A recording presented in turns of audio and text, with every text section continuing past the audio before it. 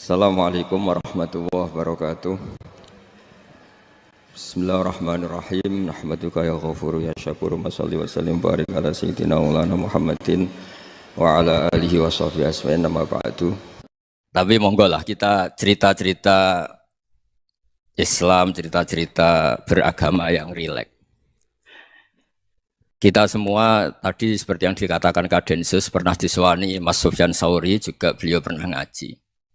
Sebetulnya dalam banyak hal-hal yang keseharian itu lebih prinsip ketimbang ide kita tentang hal-hal besar.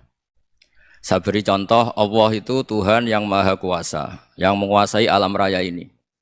Kadang-kadang menjelaskan dirinya itu hanya alladzi at'amahum min ju'. Saya ini Tuhan yang memberi makan kamu saat Anda lapar, saat kalian lapar. Jadi untuk beriman kepada Tuhan yang Maha Esa, kepada Allah, kamu yakin yang memberi makan kamu itu Tuhan. Apapun kecewanya Anda terhadap tetangga, terhadap negara, terhadap mertua, terhadap istri, itu kecewa Anda tidak akan mati. Tapi kalau tidak makan itu mati. Sehingga Allah mensifati dirinya kadang pakai keseharian. Alladzi at'amahum min ju'. Tuhan itu siapa? Yang memberi makan kamu ketika lapar. Tapi kamu untuk syukur itu nunggu punya istri cantik, neriman, gampang diatur, membolehkan poligami. Terus 4 istri itu neriman semua, loyal semua. Itu sombong betul. Mau syukur saja kok repotnya seperti itu. Jadi mau syukur ya ada makanan dimakan. Itu. Kalau ngantuk ya tidur. Ayatnya wa min ayatihi manamukum billaili wan nahar. Maksud ayat Allah itu tidur. Nah keangkuhan-keangkuhan ini yang menjadikan kita itu jadi repot hidup. Wong untuk syukur kok nunggu tadi. Mertua baik, tetangga baik, istri baik. Apa saja di sekelilingnya harus baik. Nah keinginan berlebihan ini menjadikan kita lupa ada hal-hal yang paling kita butuhkan. Yaitu oksigen. Kita boleh nempat di buminya Allah. Alladzi ja'ala lakumul ardo firasya. Bumi kamu tempati enak. Coba kalau gempa. Apa artinya istri 4 cantik semua kalau pas digoyang apa? Gempa. Apa artinya kamu jabat? Entah apa saja jabatannya. Kalau bumi likuifaksi, habis kamu. Kiai meskipun dai kondang umatnya jutaan, kalau likuifaksi di panggung hancur. Tapi nikmat-nikmat yang disebut Allah seperti kita kaji keseharian. Alladzi ja'ala lakumul ardo mahda. Allah itu yang menjadikan bumi dalulan, yang mudah diinjak. Famshu fi mana biya, silahkan pakai jalan-jalan. Jadi saya termasuk benar-benar kiai Jawa. Kalau kerennya Kiai Nusantara atau Kiai Indonesia lah. Diajari bapak saya Kiai Haji Nur Salim, diajari Mbah Maimun. Itu Islam itu keseharian. Karena ketika Anda memilih hal-hal yang serius, itu tujuan utamanya nyari ridhonya Allah. Dan ridhonya Allah bisa kamu dapatkan sesuatu yang pasti benar. Misalnya dalam sebuah hadis Sahih Muslim disebutkan, Inna Allaha la yardo anil abdi idza akalal akla fayahmadahu alaiha. Au yashraba syarba fayahmadahu alaiha. Itu redaksinya inna itu sesungguhnya. Layardo juga pakai lam taukid, juga maknanya sesungguhnya. Sungguh-sungguh Allah sangat ridho ketika seorang hamba itu makan. Makan ketika sesuap nasi dia muji Allah, ketika minum seteguk nasi dia muji Allah. Itu kalau orang diridhoni Allah itu wali betul. Itu untuk jadi wali itu gampang, kamu makan ridho. Kamu nginjak buminya Allah ridho seneng. Kamu hidup keseharian aman seneng. Nah ini supaya sampean kita semua lah. Kita semua ngaji betapa panduan Rasulullah untuk menggapai ridho Allah itu banyak yang keseharian sekali. Saking kesehariannya banyak dalam hadis dan itu sahih. Nabi menyebut hal-hal yang keseharian. Hatta ma tas'alu fi imra'atika. Kamu punya uang kemudian istri kamu bisa makan itu ibadah. Bahkan sebagian ibadah itu dicontohkan Nabi yang akhirnya diprotes sahabat. Yaitu wafi buti ahadikum sodakoh. Kamu menggauli istri kamu itu ya sodakoh. Sampai sahabat bilang yang benar ya Rasulullah. Ayati ahaduna syahwatahu wa huwa lahu ajrun. Masa urusan biologis, urusan syahwat kemudian dia dapat pahala. Nabi menjawab, alai salawadu'aha fi haramin akana alaihi wisrun. Bagaimana kalau dia meletakkan ke yang tidak benar itu kan dosa. Nah, hal-hal seperti ini yang saya ingin teman-teman semua lah, semua. Saya juga agak ingin ngaji demi Anda juga agak ingin. Itu dosa sekali ngaji kok pesanan kelompok tertentu itu enggak boleh. Islam itu untuk semua. Jadi Ya cuma karena di depan saya jenengan ya seakan-akan jenengan korbannya. Itu ada ilmunya dalam usul fikih itu. Jadi orang itu harus ngaji usul fikih. Nama yang disebut, mungkin Mas Sufyan masih ingat zaman ngaji usul fikih. Nama yang disebut itu tidak jaminan sebagai prioritas perintah. Jadi misalnya gini, kebetulan yang di depan Nabi itu Abu Dzar. Nabi ya bilang, ya Abu Dzarin ini uhibbuka misalnya, atau ya Mu'ad ini uhibbuka, atau ya Abu Hurairah ini uhibbuka misalnya. Banyaklah riwayat yang Nabi nyebut ya Abu Dzarin, ya Mu'ad, ya Abu Hurairah.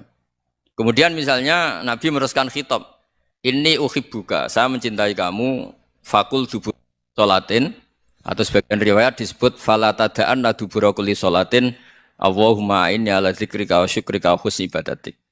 Saya mencintai kamu, siapa saja. Mu'ad bisa, Budzar bisa siapa. Saya mencintai kamu, mohon kalau habis sholat kamu jangan lupa wiridan Allahumma a'inni ala dzikrika wa syukrika wa husni ibadatik. Ya Allah, tolong kami permudah supaya mudah ingat engkau. Anda tidak bisa mentang-mentang, wong nama saya Parmin, nama saya Purnomo, itu yang diperintahkan Mu'ad misalnya. Jadi yang disebut satu, tapi khitab itu untuk siapa saja. Saya teruskan ya. Jadi saya mohon semua kita melakukan kebaikan itu kalau dalam kaidah fikih disebut al yakin la yuzalu bisyak. Banyak kebaikan yang kebenarannya itu 100%. Tidak punya efek samping ke pihak lain, ke kelompok lain, ke komunitas lain. Itu tadi misalnya Anda makan dan itu murah sekali, hanya butuh satu piring. Setiap kunyahan kamu muji Allah, setiap minum kamu muji Allah. Itu redaksinya Rasulullah SAW disebut Allah sangat ridho ketika seorang hamba makan, kemudian dia memuji Allah. Atau minum, kemudian dia muji Allah. Logikanya gampang, negara seperti ini yang kamu harapkan bentuknya kayak apa, mertua, ipar, komunitas, tetangga. Itu nyata terjadi itu kan belum pasti. Sementara yang mesti terjadi adalah kamu butuh makan, kalau tidak mati. Butuh minum, kalau tidak mati. Butuh bumi yang nyaman ditempati, kalau tidak kita juga mati. Sebab itu Allah kalau menyebut nikmatnya itu hal-hal yang keseharian. Alladzi at'amahum min ju'. Allah itu siapa? Allah itu yang menciptakan kamu bisa makan. Tidak berlebihan, Allah itu yang menciptakan kondisi sosial itu ideal. Zaman Nabi itu ya ada orang munafik. Orang-orang pilihan Allah itu juga diuji orang sekelilingnya yang macam-macam. Semua diuji sesuai konteks zaman dan waktu. Nah, tapi ada ibadah-ibadah yang selalu disarankan Nabi. Sampai Nabi itu pernah ditanya, Ayul Islam ya khairun ya Rasulullah, Islam terbaik itu gimana? Jawaban Nabi itu unik.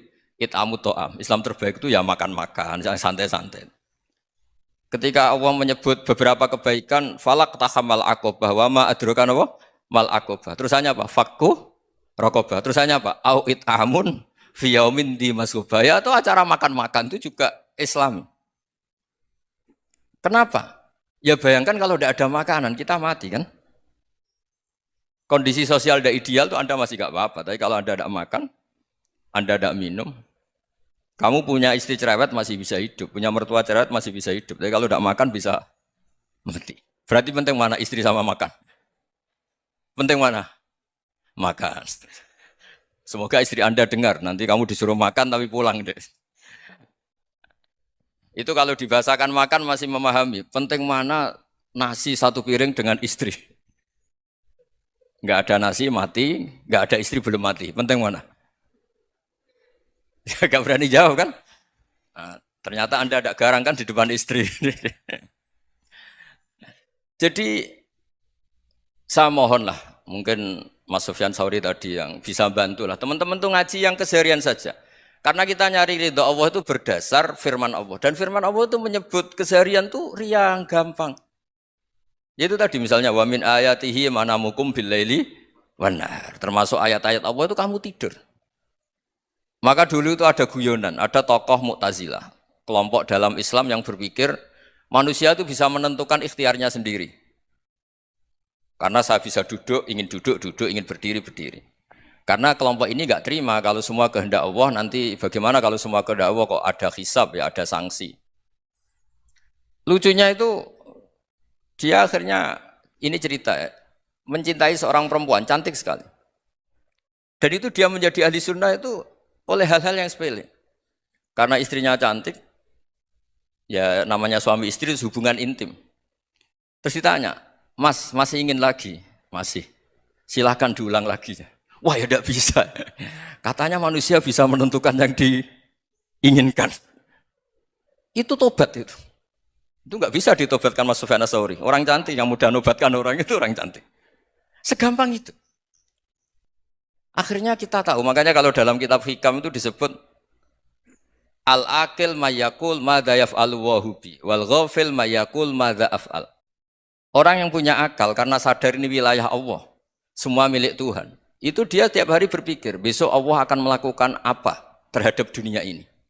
Kamu merencanakan suatu mau plesir ternyata gempa. Mau wisata ke Rusia ternyata perang. Kamu tidak pernah tahu apa yang akan terjadi besok. Wa ma tadri nafsum madza taksibu ghada. Tapi Anda semua kita ini sering punya jadwal permanen. Makanya saya kalau diundang siapa saja, sana takdir. Yang jelas Gus ini acara penting. Ya masih acara penting nak pangeran ngersakno piye? Kok ape dadi pangeran? Kamu kok mau jadi Tuhan? Itu kadang ya kiai. Penting Gus acara ini jenengan harus memastikan bisa. Loh kamu itu yang ngajarin tauhid, sesuatu itu biadillah kok bilang-bilang apa pas? Pasti. Kalau maksa terus tak tobatkan dong kamu kata saya itu. Ya kalau gitu Gus bilang insya Allah. Wah itu hati saya, fisik saya, roh saya sudah bilang insya Allah. Tidak usah kamu latih kata saya. Nah hal-hal tauhid keseharian itu gampang sebetulnya. Wal ghafil yaqulu madza af'al. Tapi orang yang lupa Allah dia setiap hari bilang besok apa? Kita bisa melakukan apa? Seakan-akan dia itu aktor, dia penting, dia subjek permanen, dia. Padahal kita ini hanya objek kehendak Allah Subhanahu wa taala. Karena kita yakin sesuatu yang terjadi di alam raya ini kita tidak bisa apa-apa. Makanya saya sering ngaji, sering bilang saya. Ketika Anda mensifati Allah, Dia yang menghidupkan. Sudah itu tanamkan sehingga ketika kita mati santai saja. Kenapa santai? Allah punya cara menghidupkan kita. Zaman kita hidup juga gak tahu caranya ngelola jantung, ngelola paru-paru. Kamu juga gak tahu ngelola oksigen yang tidak beracun, tidak ngandung polusi. Tahu-tahu hidup. Gak ingin tua ya tahu-tahu tua. Gak ingin mati tahu-tahu mati. Selama ini kita hidup juga gak tahu apa sebetulnya. Hanya gaya tok, punya jadwal, punya planning. Kalau kamu bisa menentukan pilihan Anda, pasti Anda istrinya cantik, 4 neriman semua, kona'ah semua. Nyatanya enggak kan? Ada 1 jelek, cerewet. Wah itu kan, nyatanya enggak bisa apa-apa Anda kan? Dan kamu bawa mati lagi. Itu kan, istri Anda juga gitu, punya keinginan, punya suami yang ganteng, yang jabat, yang neriman, yang enggak poligami. Ya enggak kesampaian juga. Kalau kita ngitung tingkat kegagalan kita itu gagal terus. Ya kan? Nah, terus ingat Allah. Madza yaf'alu wa bi. Orang yang punya akal selalu berpikir Allah itu menghendaki apa terhadap saya. Lalu sama-sama orang itu. Ngelihat orang yang serius. Itu kata Anda itu pemikir berat, serius. Senang punya tokoh yang merengut karena kamu anggap serius. Tapi sebagian orang anggap orang yang serius itu wong merengut, wong masam, wong muka kok ditekuk. Jadi sama itu hati ya muqallibal qulub tsabbit qalbi ala dini karena kita enggak tahu cara berpikir kita tentang orang lain, tentang sekeliling kita. Misalnya kita orang baik yang jenis ngrumat fakir miskin. Ada orang bangun masjid mewah itu janggal. Apa artinya masjid mewah kalau banyak orang kelaparan? Tapi kalau yang jenis pendidikan apa artinya masjid mewah kalau enggak bisa ngaji? Nanti yang jenis infrastruktur apa artinya ini kalau semuanya punya sudut pandang yang berbeda-beda. Dan Islam mengapresiasi semua kebaikan. Tapi katakan semua kebaikan itu adalah kehendak Allah Subhanahu wa taala. Karena apapun baik Anda itu pakai fasilitas yang diberikan oleh Allah Subhanahu wa taala. Sehingga ini yang disebut qulillah tsumadarhum fi khawdihim yal'abun. Ya kembali tadi ke tema-tema bahwa keseharian Anda ini sudah Islami. Saat Anda tidak bisa melakukan apa saja. Saya sering ada jenazah, biasanya kalau tetangga meninggal saya sering disuruh ngelepas. Saya bilang orang ini baik karena sering ngelamun di rumah, sering nganggur di rumah. Ditanya sama anaknya, kenapa Gus nganggur baik? Ya kalau dia nganggur artinya juga enggak berbuat sesuatu yang maksiat kan? Ya kan? Orang nganggur di rumahnya ya enggak bunuh orang, enggak maling, enggak korupsi, ya namanya nganggur di rumah. Lah cuma istri cara pandang nganggur enggak menghasilkan uang gitu. Tapi juga enggak menghasilkan kriminal kan? Jadi sebenarnya Islam itu makanya kalau sampai ngaji usul fikih itu ada kitab usul fikih namanya Lubul Usul itu terkenal sekali di pesantren itu. Itu kalau ngapresiasi keseharian itu luar biasa. Izma min mubahin illa wa yatahaqqaqu bihi tarku haramimma. Karena keseharian yang mubah saat Anda lakukan itu ada kehebatan yang luar biasa, yaitu meninggalkan haram. Makanya dulu banyak orang-orang alim ketemu temannya itu guyon sampai semalaman. Itu biasanya yang semangat Islam, itu kiai kok tidak tahajud, kiai kok tidak witir. Orang yang sedang mapan uangnya banyak, malam itu tidak kelayaban itu sudah luar biasa. Melawan nafsu supaya tidak maksiat itu sudah luar biasa, supaya lupa guyon sama temannya semalaman sampai subuh. Gejolok-gejolokan ngenang zaman miskin, zaman kuliah nggak jelas, zaman apa. Melihatnya jangan tarkut tahajud. Seperti ini meninggalkan tahajud, tapi meninggalnya ini talkul muharramat. Jadi kayak apa hebatnya? Sehingga Imam Ghazali punya riwayat yang agak unik. Hatta takuna ibadatu akhiri hadil ummah iku an-naum. Sehingga suatu saat ibadah terbaik umat ini itu tidur. Itu kan riwayat kontroversi. Ketika Imam Ghazali ditanya, kenapa iya? Kenapa kamu mulai keluar dari rumah itu sudah banyak maksiat? Melihat perempuan yang enggak mahram, melihat fenomena. Tapi kalau kamu tidur itu enggak melihat apa-apa. Tapi juga kamu jangan nganggap tidur itu ibadah betul. Saatnya melakukan fardu ain malah masih tidur. Tapi itu sudut pandang yang menjadikan kita Islam itu gampang. Jadi saat Anda tidak bisa aktivitas apa-apa, misalnya ada beberapa orang yang lumpuh. Lumpuh itu memang nggak bisa Jumatan, nggak bisa ibadah, tapi dia juga nggak bisa maksiat. Tidur itu memang Anda saat itu tidak bisa tahajud, tidak bisa witir, tapi saat itu ada zina, tidak maling, tidak gosipkan orang, tidak bully orang, tidak menanamkan kebencian, tidak hasud. Sehingga tidur menurut Allah Ta'ala wa min ayatihi manamukum billaili apa? Wan-nahar. Karena di tidur itu selain ada unsur istirahat, jaga kestamina, juga ada unsur meninggalkan beberapa keburukan. Nah saya mohon ibadah yang keseharian ini kita jaga. Supaya kita semua baca ayat itu fasih. Fasih itu tertanam di hati. Allah itu siapa? Alladzi at'amahum min ju'i wa amanahum min khauf. Dan Allah kalau cerita di Quran itu anna sababnal ma'a sabba tsumma syaqqaqnal ardha wa syaqqa fa ambatna fiha habba wa inaba wa qadba wa zaituna wa nakhla wa hada'iqa hulba. Kamu tahu saya ini siapa kata Allah? Saya ini adalah Tuhan yang menurunkan air, kemudian ada tanaman banyak. Habba wa inaba wa qadba, ada zaitun, ada tin, kalau orang Jawa mungkin ada tela, ada padi, ada mangga, ada pisang. Sudah. Wa inaba wa zaituna wa nakhla wa hada'iqa hulba, ada perkebunan yang lebat. Tujuannya apa? Mata Allahkum, silahkan kamu pakai, kamu nikmati. Tapi karena kadang kita ini punya ide-ide besar. Tadi untuk syukur saja nunggu punya istri riman, rumah baik, tetangga baik, komunitas baik, semuanya baik baru syukur. Lama-lama nanti ada di surga, syukurnya nunggu surga paling kelas A. Itu sudah ada yang menghuni Rasulullah, kamu nggak boleh di situ. Masa untuk syukur saja? Repotnya Masya Allah. Jadi mohonlah Quran yang kalau Anda hafalkan juz sama itu kan ada ayat-ayat yang kayak tadi. Ya, fal yang dzuril insanu ila ta'ami. Coba lihat apa yang kamu makan ya, dari mana? Dan untuk mempertahankan hidup kamu keseharian. Jadi jangan kira ibadah itu harus membentuk komunitas yang versi Anda. Ibadah itu harus yang hal yang mulu-mulu. Kesehariannya Anda alami. Loh ini saya tidak bikin-bikin. Saya ngaji bukan karena berdasar pesanan. Itu ayat yang saya baca kan betul ada ayatnya kan. Fal yang dzuril insanu ila ta'ami. Anna sababnal ma'a sabba. Thumma syaqqaqnal arda syaqqa. Fa ambasna fiha habba wa inaba wa qadba wa zaituna wa nakhla wa hada'iqa khulba. Terusannya apa? Mata'al lakum, silakan kamu nikmati. Mata itu silakan kamu nikmati. Ya kayak sampean dikasih hidangan ya makan. Ya sudah makan. Habis makan ya minum. Habis itu ngantuk ya tidur. Ya sudah normal-normal saja. Kayak apa indahnya Islam. Tapi Anda mencari Islam yang gimana lagi? Nah itu yang diajarkan guru-guru kita, diajarkan sanad kita sampai Wali Songo, sampai Rasulullah SAW. Bahwa pada akhirnya ada jihad, ada perang. Itu dulu memang perang, bukan membunuh. Beda. Dulu kita dijajah Belanda ya perang, dan itu normal karena kita dijajah. Jadi ketika orang lain ingin baik sama kita, wa in ahadum minal musyrikin astajaroka ya fa'jirhu hatta yasma'a kalam Allah. Kalau mereka ingin baik ya kita baik.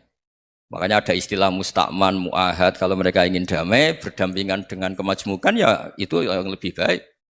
Karena memang Islam menghormati proses perdamaian. Wa in janahu napa lisalmi ya fajnah lah. Kalau ingin damai ya kita harus damai. Jadi andai kan dulu Belanda datang ke Indonesia kok minta besanan gitu. Ya mungkin kita juga seneng karena memperbaiki hidung kan kalau minta besanan gitu. Nah tapi wong jajah dulu itu kan masalah kan? Apa? Masalah kan? Jadi saya mohon ya, jadi apa? Saya tadi minta sama Bapak Kadensus kemarin juga pernah main ke saya. Jangan sering ketemu saya ini sudah uzlah, saya ini sudah mau daftar jadi resi. Saya itu kemarin di muktamar juga agak datang, acara di Jogja juga sudah. Karena memang keluarga saya dulu itu bahasa ya, bapaknya bapak saya itu nggak keluar rumah itu puluhan tahun. Memang punya adat uzlah. Ya makanya ngaji saya ngaji aja yang gampang-gampang aja, yang nggak orderan, nggak pesenan ngaji aja dulu yang gampang. Saya ikhlas, yakin betul saya ikhlas. Ikhlas itu menurut saya itu roh. Orang nggak ikhlas itu menurut saya itu orang aneh. Ikhlas itu gampang, sudah saya bilang. Kalau kamu yakin ilmu itu milik Allah, ngasihkan juga ikhlas itu milik Allah. Apa sih yang kamu punyai sehingga kamu tidak ikhlas? Uang milik Allah, energi kita milik Allah, bumi milik Allah. Kemudian kamu merasa memiliki. Merasa memiliki itu kalau dalam ilmu tasawuf sudah kesalahan kan. Bagaimana Anda punya? Coba tahu-tahu tanah itu kok milik Anda. Karena saya beli, saya beli dari orang, dari Zaid. Padahal yang asli punya itu Allah. Apa benar kamu pernah beli sama Allah? Zaid ini pemilik nisbi, pemilik yang enggak sebenarnya kan. Ya enggak? Yang benar-benar pemilik itu Allah.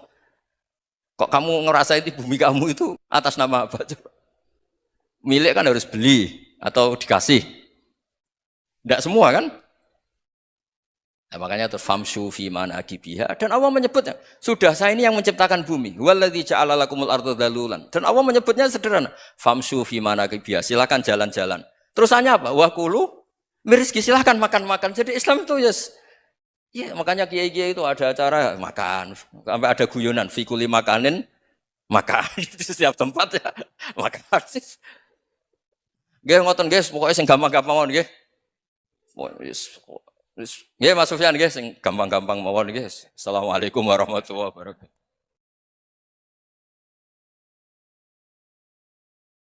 Perasaan saya juga seluruh ulama di dunia. Saya ulang lagi, perasaan saya juga seluruh ulama di dunia. Bahwa Islam masuk itu macam-macam sebabnya. Dulu kita tahu, kita sebagai warga Indonesia, Islam masuk itu ya dibawa orang yang agak kedonyan, ya kayak jenengan lah kira-kira gitu. Ya kayak mbak-mbak ini, ya agak-agak mata duitan itu. Karena kita tahu rata-rata ahli sejarah mengatakan Islam di Indonesia dibawa kiai apa pedagang. Pedagang tuh nyari uang, apa nyari dakwah kira-kira. Ya semoga Anda mirip-mirip seperti itu. Ya jadi nyari uang karena ada nurani Islam sehingga tetap saja membawa Islam. Saya tidak tahu Islam Anda ala apa, tidak tahu. Pokoknya mau ngaji ya berarti Islam ala ahli sunnah apa? Wal jamaah. Jadi ini penting saya utarakan bahwa Islam itu agama yang mudah difahami sehingga dibawa pedagang saja ya kasil gitu. Dibawa orang yang kedonyan gak jenengan juga kasil gitu. Dibawa orang baik ya kasil, dibawa orang broken juga kasil. Ini penting saya utarakan karena saya ngaji di mana-mana bilang ciri utama kebenaran absolut adalah kebenaran yang bahkan orang nggak benar saja bisa bawa. Tapi bukan berarti saya dukung Anda tidak benar, kan sudah tidak benar dulu sebelum kenal saya. Tapi nggak apa-apa, nggak benarnya umat Islam insya Allah dimaafkan sama Allah Subhanahu. Ya asal tobat maksudnya. Nggak, ini saya beri satu konstruksi pikiran yang saya sering utarakan di ngaji saya. Sampai sekarang saya coba saat tes ini kan di kampus ya, di apa bacanya ini Kim University yang global leader apa in the world itu. Ini keren lah. Jadi acara ilmiah kita ditakdir di gedung apa? Kampus, gedung universitas di begini. Kalau 1 ditambah 1 2 itu namanya hakikat. Ciri utama hakikat adalah siapapun akan menerima. Saya sekarang tanya sama Anda, kira-kira 1 tambah 1 2 itu musuh Anda pun mengatakan 2 apa tidak? Ya. Pekerja Korea ya bilang 2, Rektor Al-Azhar juga bilang 2.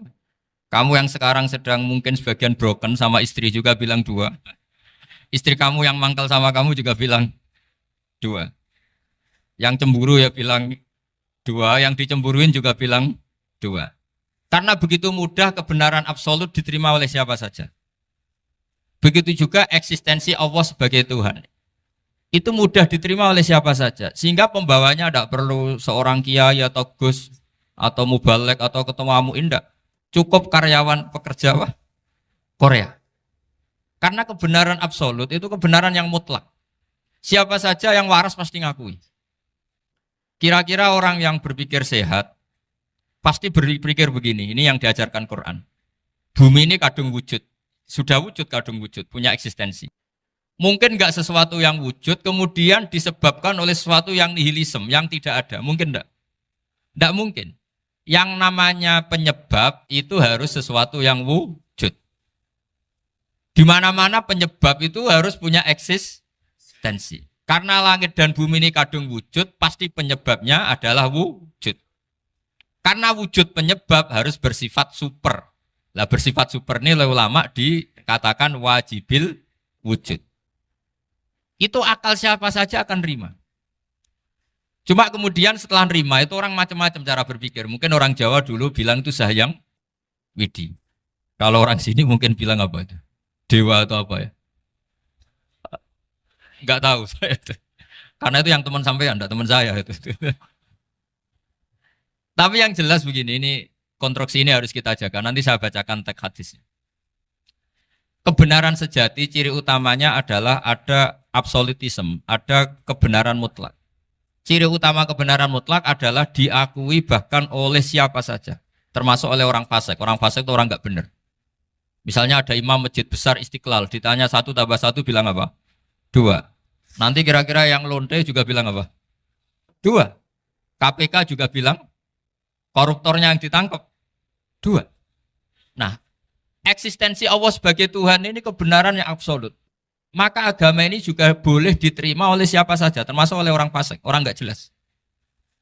Ini penting saya utarakan karena sekarang marak kelompok yang mengatakan orang Islam kalau zina menjadi tidak muslim, orang Islam kalau korupsi menjadi tidak muslim. Salah sedikit tahlilan jadi kafir, percaya wasilah jadi itu tidak benar seperti itu. Karena kebenaran eksistensi itu kebenaran yang nggak bisa diganggu gugat. Seperti Anda ini kan warga Indonesia. KPK ya warga Indonesia, koruptornya juga warga. Apa setelah dia korupsi lalu tidak warga Indonesia? Tetap warga. Orang yang meyakini kalimat tauhid setelah dia salah, apa terus tidak tauhid? Kan tetap ya? Maka dia tetap Ini penting saya utarakan. Kalau seorang warga Indonesia yang koruptor, yang macam-macam saja tetap warga Indonesia, padahal banyak kesalahan. Karena status warga Indonesia adalah status yang permanen. Begitu juga status muslim adalah permanen bagi siapa saja yang melafadzkan la ilaha illallah Muhammadur Rasulullah. Kita tidak bisa mengkafir-kafir mereka. Itu juga yang sering dipesankan dan jadi ciri khas ulama ahli sunnah wal jamaah, tidak mengkafirkan orang Islam meskipun melakukan dosa besar. Soal dia salah nanti masuk neraka ya silakan saja, saya ada ikut, paham ya? Sampai bisa mencoba. Tapi tetap saja dia muslim. Analoginya tadi. Analoginya gampang sekali tadi. Orang Indonesia yang salah itu tidak akan merubah statusnya sebagai warga Indonesia. Karena ya memang dia berstatus warga Indonesia. Orang Islam yang sudah melafadzkan syahadat maka menjadi muslim. Saya di mana-mana berkampanye, berfatwa. Orang kafir yang 70 tahun kafir, sekali melafadzkan kalimat tauhid, itu menjadi muslim apa tetap kafir? Muslim. Masa kita yang Islam terus, yang kalimat tahlil la ilaha illallah, kemudian menjadi kafir karena kalimat itu? Itu faham aneh apa aneh? Wong yang kafir saja menjadi muslim karena kalimat tauhid, yang Islam menjadi kafir juga karena kalimat. Ini ngajak apa-apaan? Ya ngajak goblok-goblokan, kira-kira kan gitu. Ini penting saya utarakan karena ini penting. Nah, setelah kamu yakin tauhid, ciri utama tauhid itu apa? Menstatuskan sesuatu sebagaimana hakikatnya. Misalnya bumi Korea, ini statusnya tetap buminya apa? Maka dari awal saya husnudzon sekali sama Allah Subhanahu wa taala bahwa suatu saat di bumi mana saja itu ada tahlil. Enggak ngira kan ada ateis di sini, bumi ateis kemudian ada tahlil, ada sakduna, ada macam-macam. Karena kita ketika sholat, makanya saya tadi janji akan memaknai kalimat-kalimat yang sering Anda baca ketika sholat. Di sholat saat ada itidal ngendikan apa? Rabbana lakal hamdu, ayo dibaca, mil'us samawati wa mil'ul ardi wa mil'u ma syi'ta min syai'im ba'du. Sama nani secara tradisi pesantren, Rabbana do pangeran kita, laka iku kaduwe panjenengan alhamdulillah segala puji. Engkau punya segala puji. Mil'us samawati, yang pujian itu memenuhi langit. Tentu langit itu penuh dengan pujian. Semua malaikat bertasbih, bertahmid. Karena malaikat tidak ada yang kerja di pabrik, itu tasbih terus gitu. Nggak ada yang nyari uang, nggak ada yang cari won ya. Apa won ya kalau bahasa? Kalau di sini nggak kiainya aja nyari uang. Terusannya apa? Wamilul ardi, dan pujian itu memenuhi bumi. Korea termasuk bumi Allah apa enggak? Jadi saya sudah menduga suatu saat Korea itu ya penuh dengan pujian. Dan ini betul. Siapa yang ngira kalau di bumi Korea ada yang hafal lagu Sakduna itu? Itu lagu kesayangan guru kita semua, Ki Haji Maimun Zubair. Gak ada yang ngira. Siapa yang ngira kalau di sini ada ngaji seperti ini? Di Rusia juga sama. Uni Soviet itu negara ateis. Tapi lama-lama pecah karena Glasnost itu dan Perestroika itu. Kemudian menjadi pecahan-pecahan negara Muslim. Ada Uzbekistan, Tajikistan, Ceknya, semuanya menjadi negara apa? Muslim. Karena dari awal lakal hamdu mil'us samawati wa mil'ul ardi. Dan pujian itu pasti memenuhi langit, juga memenuhi bumi. Kalau Anda baca itu di Indonesia, mungkin wajar. Di Indonesia banyak acara-acara seperti ini. Tapi kalau di Korea, ternyata benar. Dan Anda ini kalian semua termasuk pembuktian benarnya wa mil'ul ardi. Keren kan teman? Oh keren sekali, bukan sekedar keren sekali. Makanya saya jarang diundang pengajian mau, tapi diundang di Korea mau. Tapi saya ada niat datang undangan, memang saya ingin datang. Jadi, ya karena itu. Ini bentuk penghormatan saya. Bentuk penghormatan saya bahwa pada akhirnya benar-benar lakal hamdu mil'us samawati wa mil'ul ardi. Jadi Anda tidak perlu pesimis, dulu Indonesia juga seperti itu. Banyak Buddha, Hindu, semacam ateisme. Kemudian berkatnya para ulama sekarang jadi negara yang mayoritas Muslim. Korea, barokahnya orang-orang kedonyan seperti ini banyak Islam itu. Enggak apa-apa. Karena sebagian agama Islam, sebagian sejarah ditulis di bawah pedagang-pedagang Gujarat. Kira-kira orang Gujarat ke Indonesia dulu yang namanya pedagang cari apa? Uang. Tapi namanya orang Islam, hatinya tetap adanya tauhid. Nyari uang ya tetap sambil dakwah. Kalau yang ke Korea langsung kiai mungkin tidak seramai ini Islam. Karena kalau kiai datang langsung dicurigai jadi misionaris. Jadi ribet malah. Tapi kalau sampean nggak ada yang curiga. Namanya pekerja, pekerja saja nyari uang. Dan itu memang fakta. Cuma kadang ya sadar terus ya bagus lah seperti itu. Nggak apa-apa. Maksud saya ini saya memberi support, memberi tasjek bahwa Allah itu luar biasa. Jadi kalau ingin menyebarkan agamanya macam-macam. Kadang kiai tidak bisa mengislamkan orang, itu anak-anak mahasiswa pacaran, itu banyak yang pacarnya itu masuk Islam. Tapi sampean jangan bilang pacaran halal, ya tidak pernah halal. Tapi Allah kalau menghendaki memberi hidayah itu jalannya macam-macam. Ada yang lewat kerja, coba yang bayangkan ada tahlilan di Korea itu semua kiai tidak pernah bayangkan. Tapi setelah banyak pekerja di sini, kemudian mereka insaf atau sedang insaf, tidak tahu ini. Sampai kapan insafnya juga tidak tahu. Tapi yang jelas ini hebat. Ini apa? Hebat. Tahu-tahu ya seperti ini. Makanya iman saja Rabbana lakal hamdu mil'us samawati wa mil'ul ardi. Masih ditambahi wa mil'u ma syi'ta min syai'im ba'du. Karena Allah itu zat yang tidak terperikan, zat yang tidak terbatasi. Maka pujian di langit dan bumi ini masih kurang. Masih ada apa saja yang nanti akan dipenuhi oleh pujian kepada Allah Subhanahu wa ta'ala. Wa mil'u ma syi'ta min syai'im ba'du. Dan pujian kepada Engkau ya Allah akan memenuhi semua ruangan yang Engkau kehendaki. Mungkin suatu saat negara-negara yang sekarang yang paling minim Islam itu di Amerika Selatan. Kayak di Argentina dan sebagainya. Itu nanti suatu saat nanti suatu saat juga penuh dengan pujian karena tetap Rabbana lakal hamdu mil'us samawati wa mil'ul ardi wa mil'u ma syi'ta min syai'in ba'd. Saya di Jogja setiap akhir ngaji saya ajarin wiridan. Mungkin wiridan ini tidak asing bagi jenengan karena sering saya baca. Subhanallah wa bihamdihi adada khalqihi wa ridha nafsihi wa zinata arsyihi wa midada kalimat. Bahwa kita memuji Allah itu adada khalqi sesuai jumlah makhluk Allah. Semua makhluk Allah meskipun kelihatannya mengecewakan, ini semuanya memuji sama Allah Subhanahu wa taala. Meskipun kadang kita kecewa, kadang kita tidak cocok. Coba barokahnya Anda ini agak-agak kecewa gitu dengan Indonesia karena nggak menyediakan lapangan kerja untuk Anda. Tapi ya nggak kecewa-kecewa amat ya, agak-agak saja. Karena Anda tetap semua mencintai Indonesia. Gara-gara agak-agak kecewa cari negara lain. Akhirnya di Korea, ada yang di Jerman, ada di Inggris. Tapi bawaan pernah ngaji di musola, Islam ini ke bawah. Sehingga karena Islam ini ke bawah, tahu-tahu ada komunitas yang memikirkan Islam. Umumnya orang mikir Islam itu ya bikin masjid. Kalau di Korea unik, nyewa apa? Nyewa gedung untuk masjid. Itu kalau diceritakan di Indonesia aneh. Ini masjid sewaan. Masjid.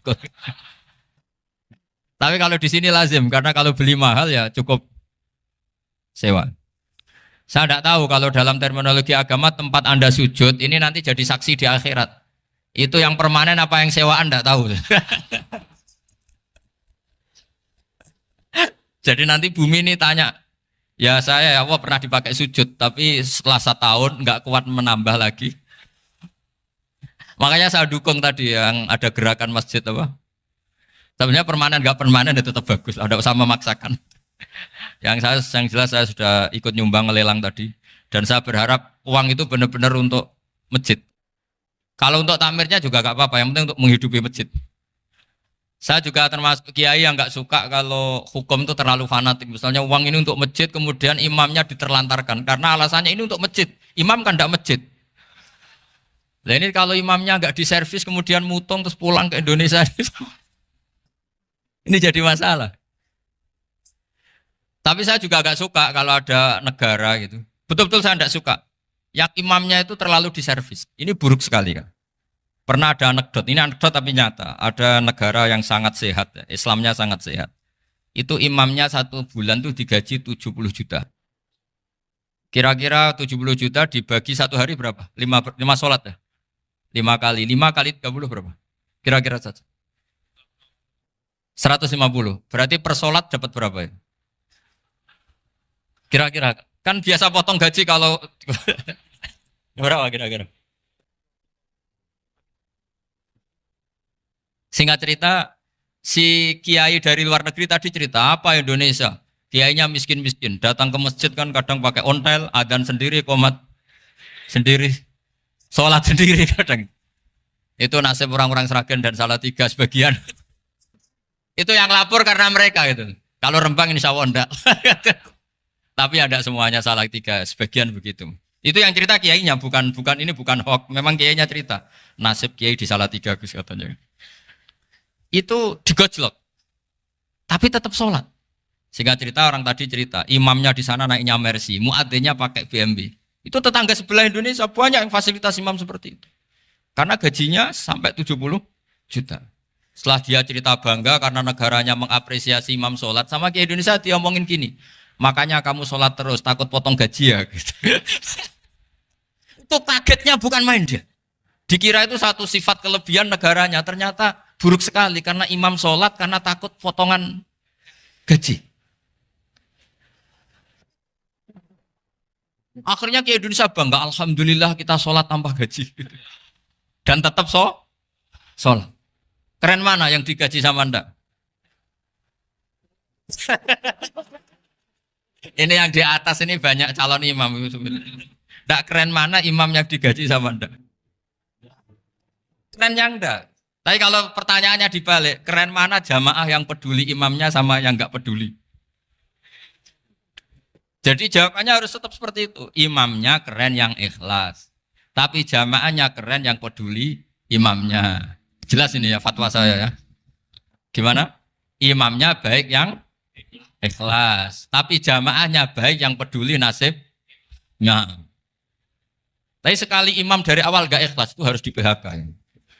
Itu bahaya bagi agama kalau awalnya sudah ada ikhlas. Karena nanti setelah habis subuh terus dihitung. Wong setahu saya sholat terus kok kenapa gajinya tinggal segini? Ya, setahu saya sholat terus kok gajinya tinggal segini. Terus nanti takmirnya bilang, kemarin duhur Pak Yai tidak ngimamin. Kemarin asar tidak ngimamin. Terus dihitung.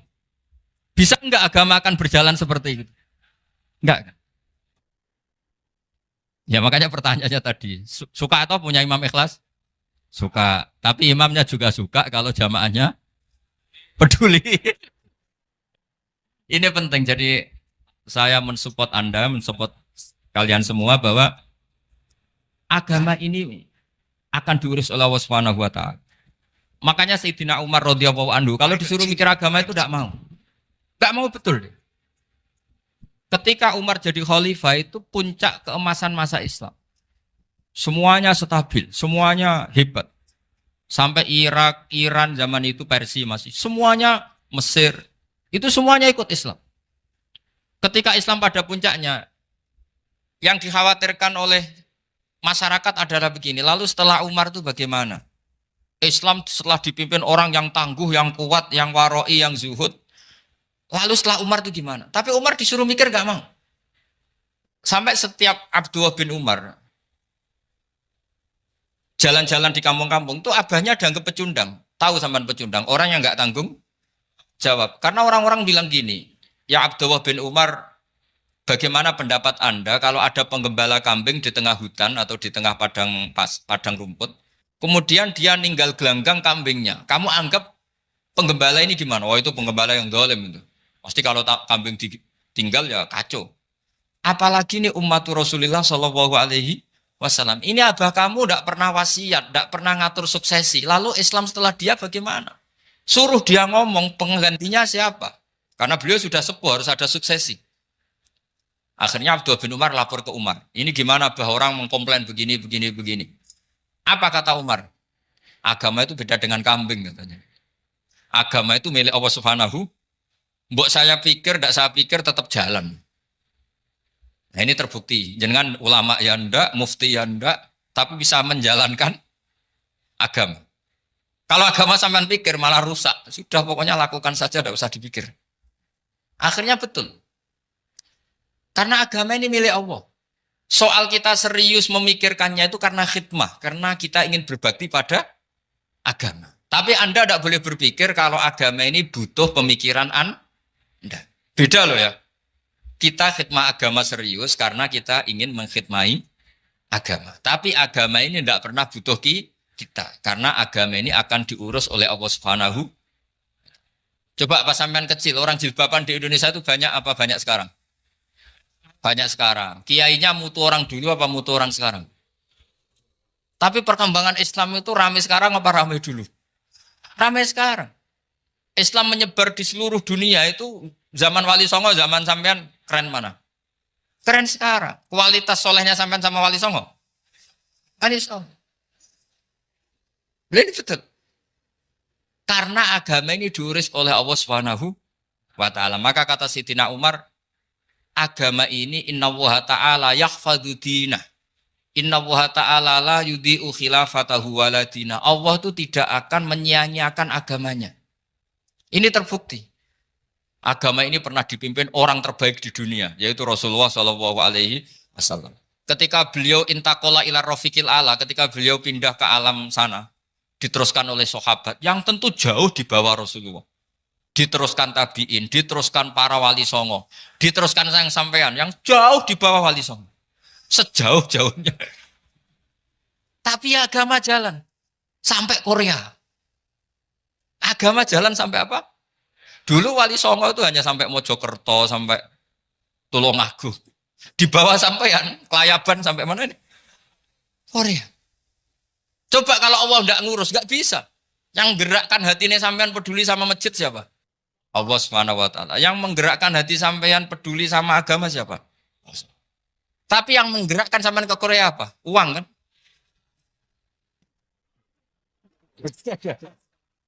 Enggak, enggak apa-apa, jujur saja, jujur ya, santai aja.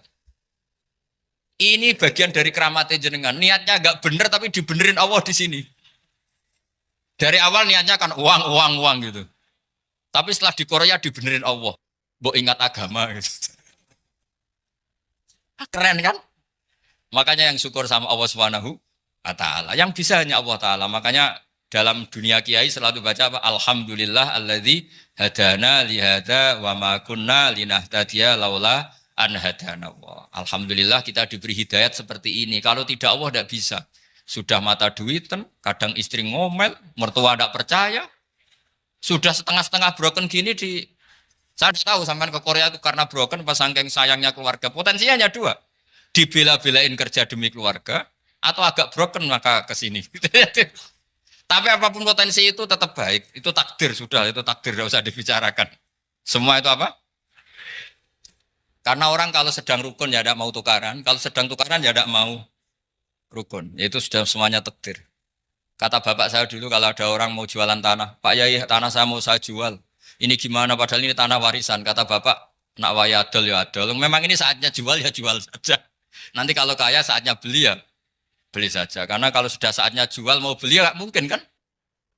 Mau memang saatnya jual.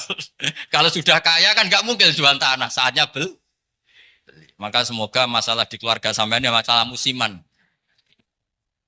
Maksudnya yang tukarannya ini musiman, yang rukunnya permanen.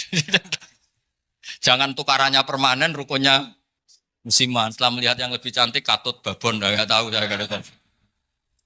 Nah ini semoga katut masjid ini bagian dari kafaroh sampean itu. Jadi kafaroh kesalahan-kesalahan di sampean. Ini penting saya utarakan karena agama itu beda. Agama ini diurus oleh Allah Subhanahu. Jadi kita mengerahkan pemikiran itu bukan karena kita akan menyelamatkan agama ini, tidak. Agama ini diselamatkan oleh Allah Subhanahu wa taala. Coba kayak apa Uni Soviet kuatnya itu. Mengkooptasi supaya orang semuanya ateis, semuanya komunis. Itu 100 tahun Uni Soviet begitu. Tapi orang-orang Uzbek, Ceknya, Tajikistan tetap mengajari anak-anaknya tauhid. Itu ada yang cerita itu sampai mengajarkan tauhid itu di bawah tanah, di basement. Tapi Allah menghendaki Rusia itu Uni Soviet jatuh. Ketika jatuh, negara-negara ini langsung menjadi negara Islam, yaitu Uzbek, Tajikistan, Ceknya. Mungkin nggak mereka langsung menjadi negara Islam, andai kan saat menjadi Uni Soviet benar-benar menjadi ateis. Nggak mungkin kan? Karena saat dikooptasi Uni Soviet, akidah mereka tetap tauhid. Cuma nggak berani muncul. Artinya apa? Uni Soviet nggak bisa menghabisi Islam. Kurang kerennya Uni Soviet zaman itu. Bisa nggak menghabisi Islam? Nggak bisa. Donald Trump dulu termasuk Islamfobia. Tapi setelah dia anti-Islam, malah orang Amerika demo supaya memperhatikan Islam. Nggak bisa. Makanya Korea pun nggak bisa menghabisi Islam. Kalau sampean menghabisi Islam sendiri bisa. Karena terus nggak mau sholat, nggak mau zakat, itu sampai. Tapi sampean toh yang Islamnya habis, Islam tetap baik-baik saja. Makanya ini penting saya utarakan, supaya kamu pede. Bahwa agama ini pernah dibawa orang yang pedagang. Ya soal ada sebagian pendakwah yang ikhlas ya banyak, tapi sejarah yang gampang kita lihat adalah Islam itu dibawa oleh apa? Pedagang Gujarat, pedagang India. Nggak apa-apa, sejarah itu meskipun sebagian menentang nggak apa-apa, tapi sejarah itu tetap ada. Pasti sebagiannya memang seperti itu, dan itu tidak masalah. Saya ulang lagi, itu tidak masalah. Coba dulu pemain bola kalau di Inggris itu kalau mau sholat susahnya bukan main. Apalagi kalau mau puasa. Kalau di sini kerja puasa katanya mati lu kalau apa? Puasa. Kalau mau sholat katanya dicari mana ini berhalanya kok. Kata orang-orang ateis kan gitu, dicarikan patungnya. Kali ini sholat kok gak ada patungnya, ini gimana ini.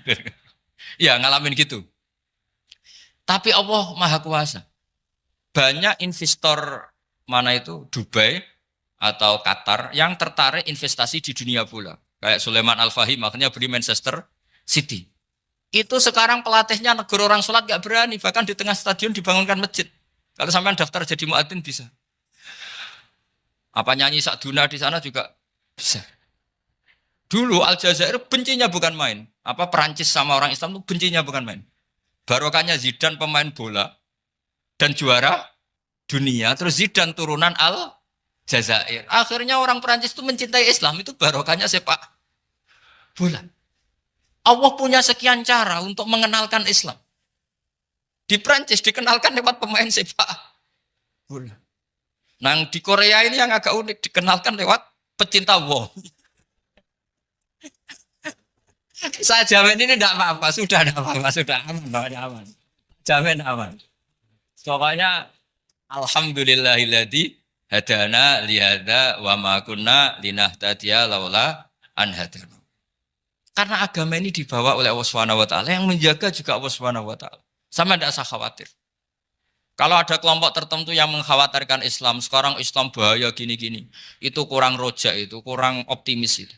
Harapannya sama Allah tipis, harus ngaji lagi.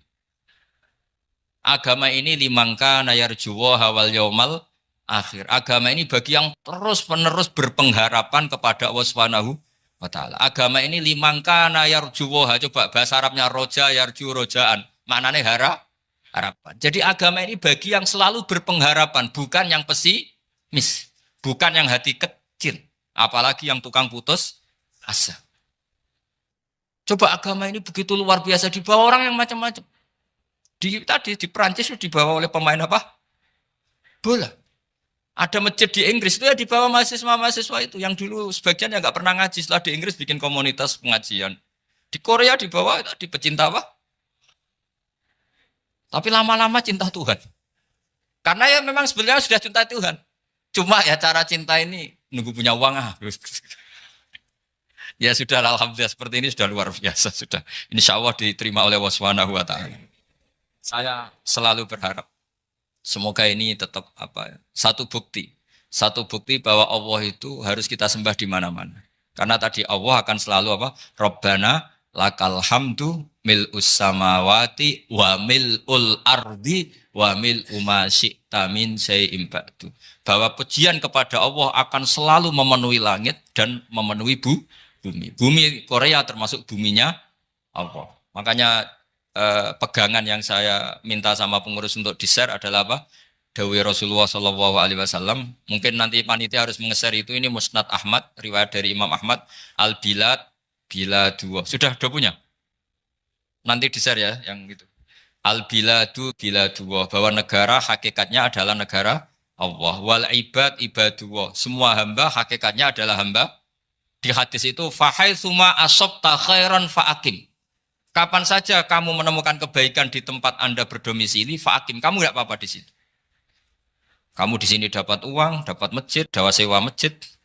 Enggak tahu sewa apa permanen, pokoknya itu bagus gitu.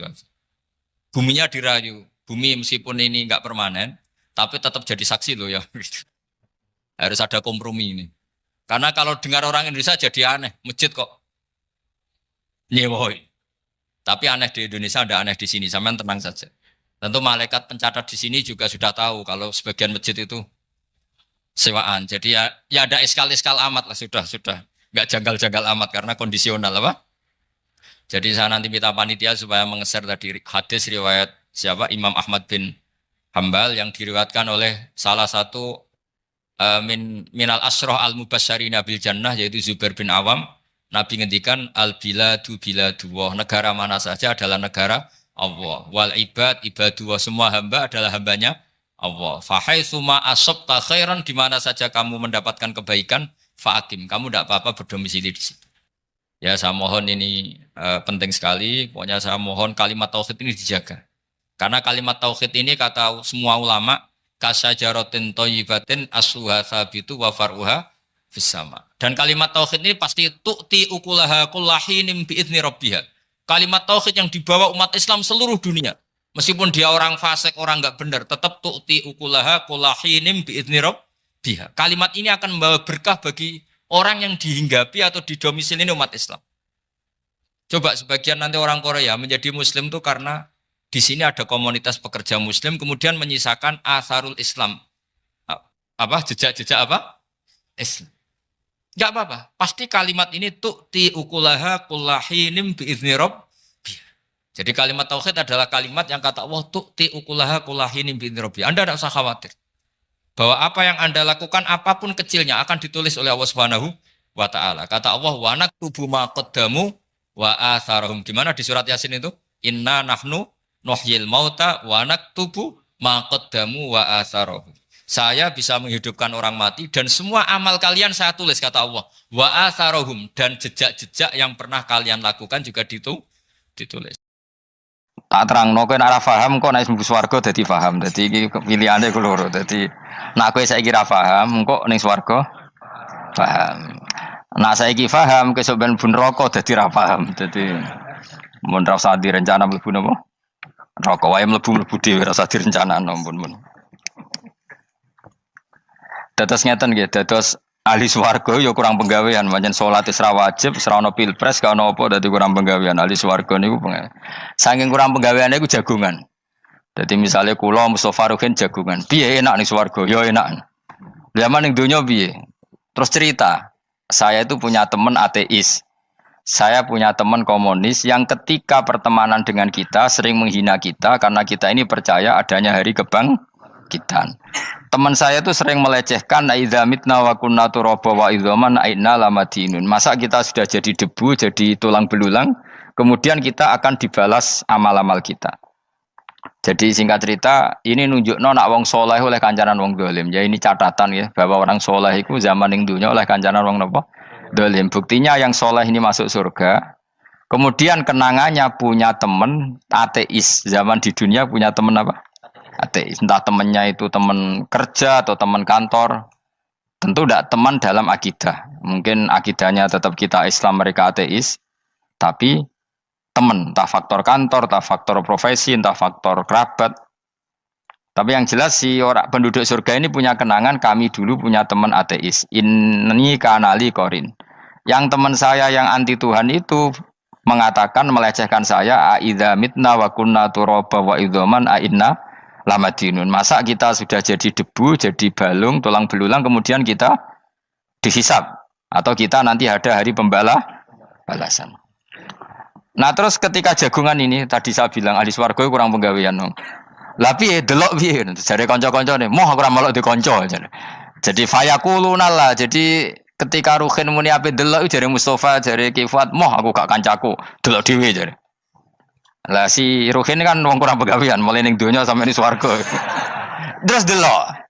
Terus fattala'a fara'ahu fi sawail jahim. Bareng dekne delok roh kancane kejet-kejet ning neraka. Seneng dekne.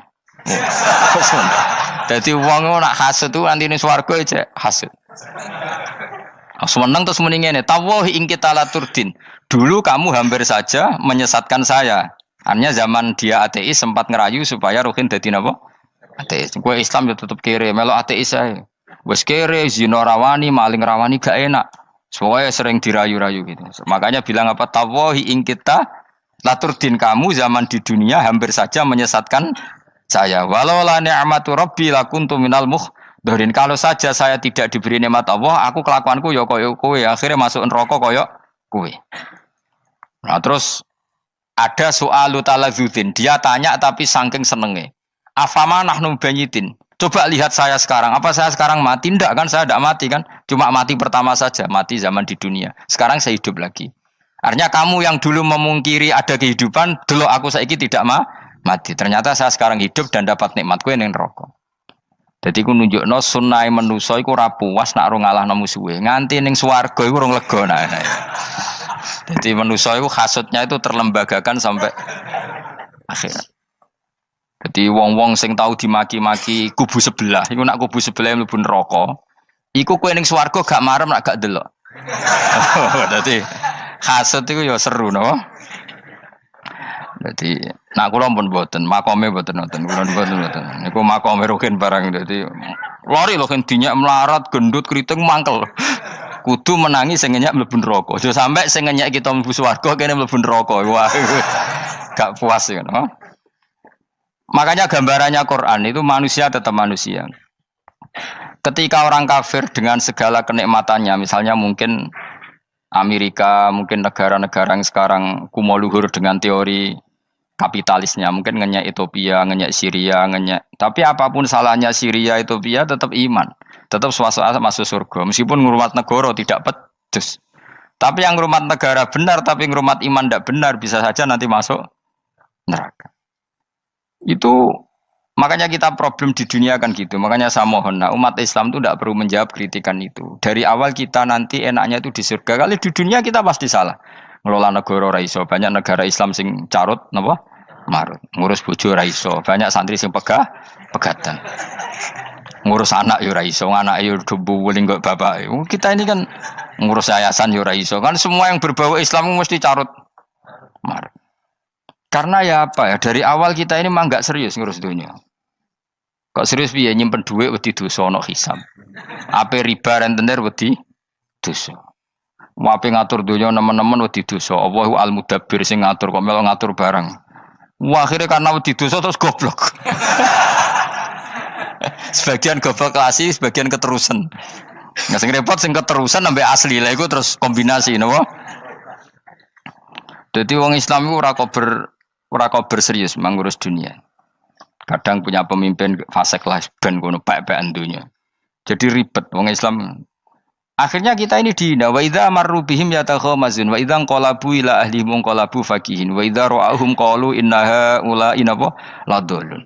Orang-orang kafir itu kalau melewati orang Islam pasti ngenyek. Urip nyatane ngono, ngelola negara enggak bisa, ngelola keluarga enggak bisa. Nah, nanti kalau kita di surga itu kata Allah fal yaumal ladzina amanu minal kufari yadhakun. Nanti di surga orang-orang iman gantian menertawakan orang-orang kafir. Jadi itu menunjukkan bahwa kita tidak pernah puas sebelum dendam menertawakan. Jadi wis ning swarga iku cita-citane mukmin tetep fal yaumal ladzina amanu minal kufari yadhakun. Jadi kowe sok ben ning swarga iku ya Allah kasih saya fasilitas bisa melihat penduduk neraka. Terus dene ning teras-teras swarga dipertontonkan orang kafir alal araiki yang durun. Hal suwibal kufaru makanu ya falun. Delok saiki kowe mbek aku mulya ndi. Jadi dendam itu penting. Tapi sebenarnya ini swarga ning donya wis kalah wis nurut ae no. Dadi menteri yo nurut wis pokoke nurut ae wis barang donya pek-pekan wis. Cuman arah bener ya dielingno iku ya bahaya ora bener. Tapi ora usah kerusuhan, biasa wae.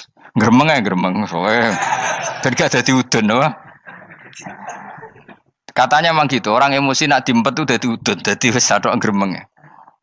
Tapi yang jelas Allah punya sunnah bahwa manusia itu tidak bisa puas sebelum melihat musuhnya kalah. Sehingga ahlul jannah yang notabene sudah penuh kenikmatan itu tetap dia enggak lego. Enggak lego kalau enggak tahu nasib orang yang dulu menghina dia. Makanya ini peringatan bagi kita bahwa kita berteman orang tidak soleh di dunia itu boleh. Buktinya tadi ahli surga ketika jagungan cerita saya punya teman ateis yang selalu mencibir saya, katanya nanti nggak ada hari kebangkitan. Lalu teman ateis saya sekarang di mana? Sekajak kancana dulu ya teman-temannya bilang fayakuluna laga. Tapi si teman ini tetap ingin melihat. Setelah dilihat ternyata itu di neraka. Terus melakukan dialek tadi. Apa yang kamu katakan salah. Kamu mengatakan setelah mati akhir urusan salah. Ternyata saya sekarang tidak mati. Afama nahnu bimai yitin illa mutatanabuna. Jadi saya mohon sekali teman-teman yang hafal Quran itu harus hafal sampai seperti saya ini. Sehingga tahu duduk perkara ini Quran itu kayak apa. Mau Quran tok ibadah. Wis suwe nama Quran ibadah. Tapi tidak paham. Wong khawarit sing tukang mateni wong ya hafal Quran. Itu gara-gara ra paham akhirnya kewaco. Nah, kandhani ku angel. Sing kandhani kudu aku. Nah, sing kandhani Mustafa padu merapal kan. Sing kandhani kudu aku. Mbok yo wong ku mikir to. Apa gunane misalnya ki apal Pancasila.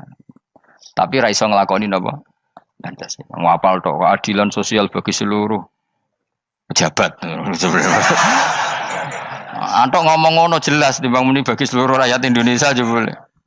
Quran juga gitu. Kita ini manusia punya watak dendam. Tapi dendam ini dikelola oleh Islam. Dendamnya mending swarga wae. Ning donya ben, ning donya mung sedhilu. Tenan betul. Orang-orang mukmin itu sampai belum lega kalau belum ketemu orang yang pernah mencibir. Yaitu tadi qala qailu minhum inni kanali qarin. Saya punya teman yang ketika di dunia selalu mencibir saya, inna kalaminal musaddiqina idza mitta wa kunna turaba wa idzaman aina lamadun. Teman saya itu selalu mencibir, masa kamu percaya hari kebangkitan? Kita nanti kan sudah jadi tanah, jadi tulang belulang, masa bangun lagi? Yang benar saja kamu. Nah, orang-orang yang mencibir ini kan sakit. Orang dicibir itu kan nah sakitnya itu terbawa sampai surga. Tapi nek kowe bener ora kok berdendam melane. Dadi dendam iku anane ning swarga, nek ning neraka ora kok berdendam. Dianjuti malaikat oleh dendam piye. Tapi bareng ning swarga happy-happy iku piye? Kancamu dhisik sapa wae. Ora kanca partai maksudnya kanca gitu. Ya dadi sok nang swarga musa-musamu delok. Jebule swargane sak dhuwurmu. Lan jogeman musa ya aku demen isin kowe sok ben. De musuh jebule swargane. Ndi musuhku sing wane aku delok. Terus jare kancamu teko, aku ning dhuwurmu. Ya jarang. Repot ya. Jadi terus kedua, peringatan dari Quran. Allah itu saking kudrohnya itu senengane gawe fitnah. Fitnah itu sesuatu yang enggak masuk akal. Jadi wong kafir utawa wong Islam piyambak iku kon iman sesuatu yang paradok. Iku kon ngimani ning neraka iku ana wit. Lah neraka iku panase ngono, ana wit. Mulane jare wong kafir Muhammad tambah suwe tambah ra waras. Mergo wong neraka iku makan sajarotus zakum. Mulane wong kafir tambah guyu Muhammad tuh gak waras. Jarene neraka banget panase, tapi di saat yang sama ngomong wit iso tumbuh. Mestinya neraka itu kan enggak ada pohon. Mulane Allah nate ngendikan wa ma ja'alna ru'yallati arainaka illa fitnatal linnas wasyajaratal mal'unata fil Qur'an. Jadi satu orang itu diuji disuruh ngimani Isra Mi'raj. Nabi yang tetap posisinya di Mekah diberitakan oleh Quran bahwa Nabi telah menembus langit Sabtu dalam lahdoh satu malam. Wong kafir malah guyu-guyu. Terus kedua ada pohon yang tumbuh di neraka. Mulane dawuh pangeran seperti wa ma ja'alna ru'yallati arainaka illa fitnatal linnas wasyajaratal mal'unata fil Quran. Jadi diuji. Yes ngono dunya kaya wong Islam sakniki niku. Yang mengklaim negara Islam tata kelolanya carut marut. Yang negara non Islam kadang tata kelolanya rapi. Sehingga seakan-akan kita ini salah. Ngurus dunia wae ra iso, mung ngurus akhirat. Tapi saya berharap sing dicibir iki sok ben mlebu swarga. Dadi iso dendam. Tapi nek mlebu neraka iku ora kober dendam. Mulane kula mboten gadah rencana mlebu neraka mboten gadah. Kula niku nggih pendendam dadi mangkalku ben kesampaian sampeyan nak teng pundi? Swarga. Kita harus ngalami fal yawmal ladzina amanu minal kuffari yadhakun alal araiki yang jangan sampai kita ngalami kita sendiri disiksa. Kowe ngilu awakmu dhewe, milih dendam apa milih mlebu neraka? Milih dendam ya. Syaratnya mlebu apa? Swarga. Ya. Jadi pangeran itu memang sering damel sesuatu itu paradok. Tapi memang Allah sengaja. Mulane kula bolak-balik matur, ulama itu banyak, yang jaga akhlak ya banyak, yang jaga ilmu yang banyak. Kadang yang jaga ilmu itu yang akhirnya nyuwun sewu cangkem elek dan itu penting. Saya di mana-mana bilang, sesuatu itu kadang nggak bisa dijelaskan secara baik-baik. Syaratnya kudu cangkem elek. Cuma karena itu nggak mungkin kita nisbatkan pada nabi, ben aku wae sing tanggung jawab. Kalau nak dinisbatkan nabi kan elek, maksud nabi kok gerakan cangkem elek. Ben aku wae. Nak pancen salah, aku sing tanggung jawab. Tapi nyalahan aku neraka, yakin neraka. Siji yo ora level, napa siji ora level. Dhisik sahabat itu akhirnya yo nyuwun sewu cara ora sahabat yo cangkem elek. Mergo mangkel. Ada orang munafik saking ora ngajari ngene. Kenapa saya bikin gerakan cangkem elek? Kok janut lho. Kowe asli elek maksudnya cangkemmu wis elek ora kok. Engko nang darane aku harus gebak ora asli cangkemmu wis elek. Wis ngono perkara dunya ora perkara hak. Nah kan perkara hak, cek keren. Wong munafik ku saking mangkelnone ning Kanjeng Nabi, saking kepengin Nabi itu ketok goblok, ketok salah. Iku kadang takok nggawa untane unta ya. Takok ya, "Mat, unta kuwi sing ngawini untane sapa? Kok anake kok ora kembar?" Terus ana sahabatmu sing cangkem elek koyo Ruhin. Tak pajangi aku. Kowe apa? Dadi oleh muni ku nazautu alaiha, nazautu cara aku sing nyelingkuhi. Terus ki apa? Mergo gak trimo nabine dikei pertanyaan sing gak masuk akal. Paham? Begitu juga ketika mereka nyembah berhala Lata Uzza iku sing cangkem elek ya sahabat. Mergo nabi ra pantes. Cangkem elek bicara, aku gak bengi pas sampe nyembah berhalaku. Jebule pas duyoi luwak. Aku mikir, mosok pangeran duwe luwak menengah iki apa-apaan? Dikencingi apa? Luwak. Ada lagi orang Bedui, orang munafik tanya, Muhammad, idda'aita annaka utiyal wahya. Kamu tuh mengklaim kamu dapat wahyu. Sekarang unta saya hilang. Lalu posisi unta saya di mana? Kamu idda'aital ghaib. Kamu mengklaim tahu barang ghaib. Sekarang unta saya di mana?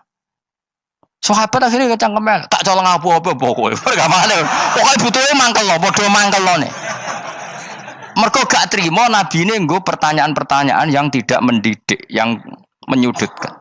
Yang paling parah mau nazautu alaiha. Yo aku sing nyelunggi wae apa-apa. Nah sama misalnya orang kafir bilang orang Swiss lebih bahagia timbang orang Eropa, orang Ethiopia. Orang Eropa lebih bahagia ketimbang orang Syria. Kamu harus bilang, kata siapa? Coba ukur. Kita yang miskin, kita yang tidak menteri, kita yang tidak siapa-siapa. Andai kan ditimang kebahagiaan kita dengan menteri, tidak mesti kalah. Mereka juga punya atasan yang mengganggu kan. Kue jadi buruh majikan ya tersita oleh atasan. Menteri ya tersita oleh atasan. Kebebasannya ya ada yang tersita. Wayai pengen turu harus ngantor. Wayai kepengen mangan harus rapat. Kamu ya tersita pe mangan rakelar. Ya sesuai tersitanya macam-macam kan. Semua itu kita sama kok. Ada yang sesuatu yang kita tidak kesam, mereka juga sama ada sesuatu yang tidak. Ya. Sebenarnya pola hidup itu kan sama. Dan itu kadang-kadang yang jadi aman kadang-kadang mau cangkem elek sing iso jawabnya. Tapi saya ulang lagi itu nggak mungkin kamu nisbatkan kepada Rasulullah karena Rasulullah itu ahsanan nasi khalqum. Tapi ulama ben tetep ngene iki. Sing kaliber lho ya. Sing kira-kira cangkem elek tetep keramat kok kula lah minimal koyo kula. Kulo nu cangkem elek tetep keramat. Kowe sopan tetep keramat, ora ono ilmune kok. Entekno sopan ora ono pengaruh ya.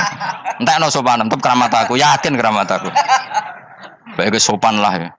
Ora ono ilmune apa-apa, sopan yo keliru, cangkem elek yo keliru, urip yo keliru, mati yo keliru, pokoke kadung keliru. Ono ulama diomongi, Pak Yai, kalau neraka itu, kalau setan dari api, kemudian setan disiksa api kan sejenis, susahnya apa? Kiai ini mangkel terus ngambil segenggam tanah di sawur ora ini. Loro yai, jari ke kota tanah, kena tanah kok loro. Enggak bisa seperti ini diberi penjelasan baik-baik kan. Setan itu kok geni Pak Yai, jari disiksa di neraka kan enggak apa-apa sama-sama api. Kiai ini ngambil tanah sawur ora ini. Barang mau sakit Kiai, jari kota tanah kena tanah kok sakit. Hanya jangan katakan kalau setan dari api kena api enggak sakit. Coba kamu kasih penjelasan baik-baik. Ngapunten nggih, umpami jenengan nggih. Ngapunten lho niki. Ngapunten lho nggih, umpami jenengan nggih. Ngapunten lho. Kesuwen. Umpami jenengan kena tanah sepundi iki mboten napa-napa, kena tanah kula biasa. Kan kesuwen. Dene mbok sawuri raine. Terus keliliben. Padahal materi manusia dari tanah, ternyata kena tanah. Sakit. Makanya dendam itu penting, tapi tadi loh ya, bukan dalam konteks dunia, ning swarga.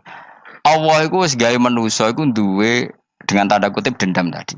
Dekne tetap gak terima. Orang yang dulu menghina saya iman, kemudian orang itu di surga gak terima, makanya diberi hak untuk melihat bahwa temannya masuk neraka. Melane fattala'a fara'ahu fi sawail jahim. Kemudian temannya dilihat, kemudian temannya di neraka. Dan belum berhenti dendamnya di sini. Dia ini ngomel-ngomel, tawahi ingkit talaturdin. Kamu kan yang hampir saja menyesatkan saya. Jadi wong swarga nek ora ngomel ya ora lega. Ayo milih swarga apa milih dendam? Dendam. Jadi mulane ngaji ben kero, dadi ben lega apa? Dadi kowe kudu dendam kan. Kowe wong suga-suga kudu dendam. Jute gak dhisik suga, saiki suga aku jebule sing mbok dendami swargane sak dhuwur. Pancet wong suga menangan. Jadi kudu jelas ya. Jadi kenapa saya bilang cangkemel karena tadi dulu sahabat itu kadang kesulitan nanggepi komentare wong-wong munafik. Karena tadi itu Nabi itu, sampai nak roh ceritanya Nabi dari sisi yang baik-baik saja. Maksudnya baik-baik itu sahabat merawakan Nabi. Wong munafik nak takok aneh-aneh. Ya Muhammad, onta aku iku rondo ireng kok anake rondo ngene iku sing majangi sapa jare sahabat. Aku apa? Wong urusan onta kok ditakokno ora. Dadi niate nglecehno nabi, nabi takoki urusan. Lah kula misale kiai, alim alamah tukang maca jalan takoki, "Gus, jare rukin kula gak ada kucing, Gus." Niku rupane kok beda-beda nu sing majangi kucing putih, Gus. Aku kan ngenyek wong. Kiai ditakoki urusan perselingkuhane apa? Kucing. Bukan nabi itu kono mesti sahabat aku, terus kabeh apa? Ono sing ontane hilang Muhammad, kamu mengklaim tahu barang gaib. Lalu onta saya sekarang hilang di mana? Itu saya sahabat tak jupuk. Maksudnya sahabat tadi agak nyolong mangkel noa ya. Cara aku zaman sahabat kok menangi Nabi. Sing ilang ontamu, Nabi mbok takoki. Engko sing dionto ora iso njaga malah Nabi wong liya mbok takoki. Cok goblok. Enggak mungkin seperti ini kita baik-baik saja. Jajal misalnya ke sopan, ngapunten nggih, Nabi sukani hak mikir ya.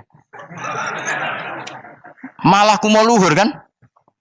Nabi kasih waktu untuk meditasi. Ini kan malah gak kasil sopan gini iki. Unta-untamu dek takon Nabi lah enggak wis ora melok di dunya kan lebih gampang. Gampang di cangkem melek cangkem apik. Jawab. Gampang cangkem melek. Makanya dulu mulai sahabat ada sahabat kayak Umar, kayak Khalid bin Walid gue jagani wong sing ngene iki. Masyhur. Ana wong munafik neh takok, "Muhammad, kamu betul Mi'raj?" "Iya." Sayyidina Ali diparani takok yo. "Ali, sikile mangkat sitok diangkat. Angkat loro-loro ora iso. Ngono jare kancamu iso." Mergo artinya terbang kan kakinya terangkat semua. Sayyidina Ali karena wong pinter nganggep iku guyu tok Sayyidina Ali. Bareng takok Umar, kan dekne kepengen mengalahkan Nabi dan mengalahkan Ali. Terakhir ning Umar. "Mar, kowe iso ngangkat sikilem sitok." "Ta ini." Pekno pedang mbek Umar. Kewani iki. Ngono ku wis ra iso diadepi api-apian. Kok Umar wis ngerti iki ora kena diterangno mbek akal. Makanya saya punya rencana, umpama aku menangi Nabi, itu sangat melek. Nabi ra usah ben tetap ahsana nasi kholqom. Nabi kita selamatkan supaya tetap steril. Masyhur kan, jadi ada orang Yahudi itu membawa kambing mati kan. Wedhus lu mati. "Ya Muhammad, kambing yang mati ini yang bunuh siapa?" Karena Nabi orang tauhid ya Allah. Yang bunuh kambing mati itu Allah. Agamamu ini aneh Muhammad. Yang dibunuh Allah langsung orisinil haram, yang lewat tangan-tangan jahil manusia halal. Itu sing disebut wa kadzalika ja'alna likulli nabiyyin aduwan syayatinal insi wal jin yuhi ba'dhum la ba'din zukhrufal qauli ghurur. Coba cara aku menangi Nabi. Kan nak cara medis kan jelas ya, kan tentu sehat yang disembelih karena darahnya keluar. Tapi mereka ngomong wong orisinil dibunuh wong langsung kok malah haram, yang dibunuh manusia. Ini aneh mata agama. Cara aku menangi zaman Nabi, yo no pangan dhewe ngono kowe sing gampang dikira-kira, tapi ora aja Nabi lho sing ngendikan, kowe wae sing penggemar Nabi. Kancang kemelek pantes selain bakat yo ora bakal dadi nabi wis. Ya kowe nak muni halal yo pangan tekno. Kan dekne muni halal kan? Ya wis entekno. Ben do mangan apa, Badang. Tapi Nabi kan gak mungkin ngendikan seperti. Tapi sahabatnya dong ngendikan gitu. Mergo ya mangkel ngadepi. Jadi kadang-kadang orang itu gak bisa dikasih penjelasan secara apa? Baik-baik.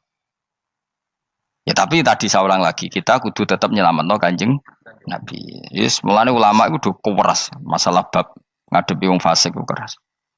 Masyhur Sidina Ali nanti debat be orang ateis. "Ali, kowe sare terkenal sahabatnya Nabi paling cerdas. Umpama kowe wis mbok rewangi salat, mbok rewangi poso, kemudian sok ben mati ra ono apa-apa. Terus kowe rugi, mbok rewangi salat, mbok rewangi poso, mbok rewangi takwa, ternyata nanti di akhirat ndak ada apa-apa.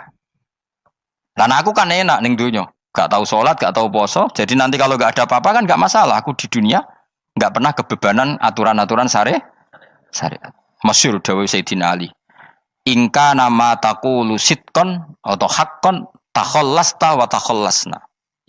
Wa ingka nama aqulu haqqan takhallasna wa ahlakta. Siapa lo dhewe?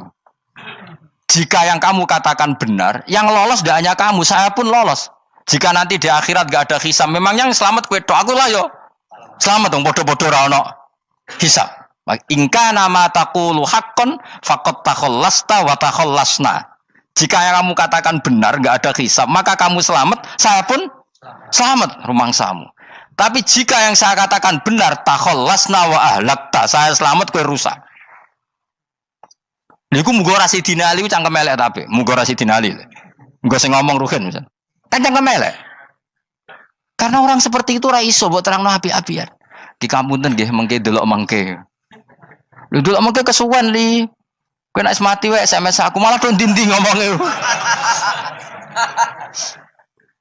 Maka jawab Sayyidina Ali, jika yang kamu katakan benar, yang selamat tidak hanya kamu, saya pun selamat karena tidak ada apa?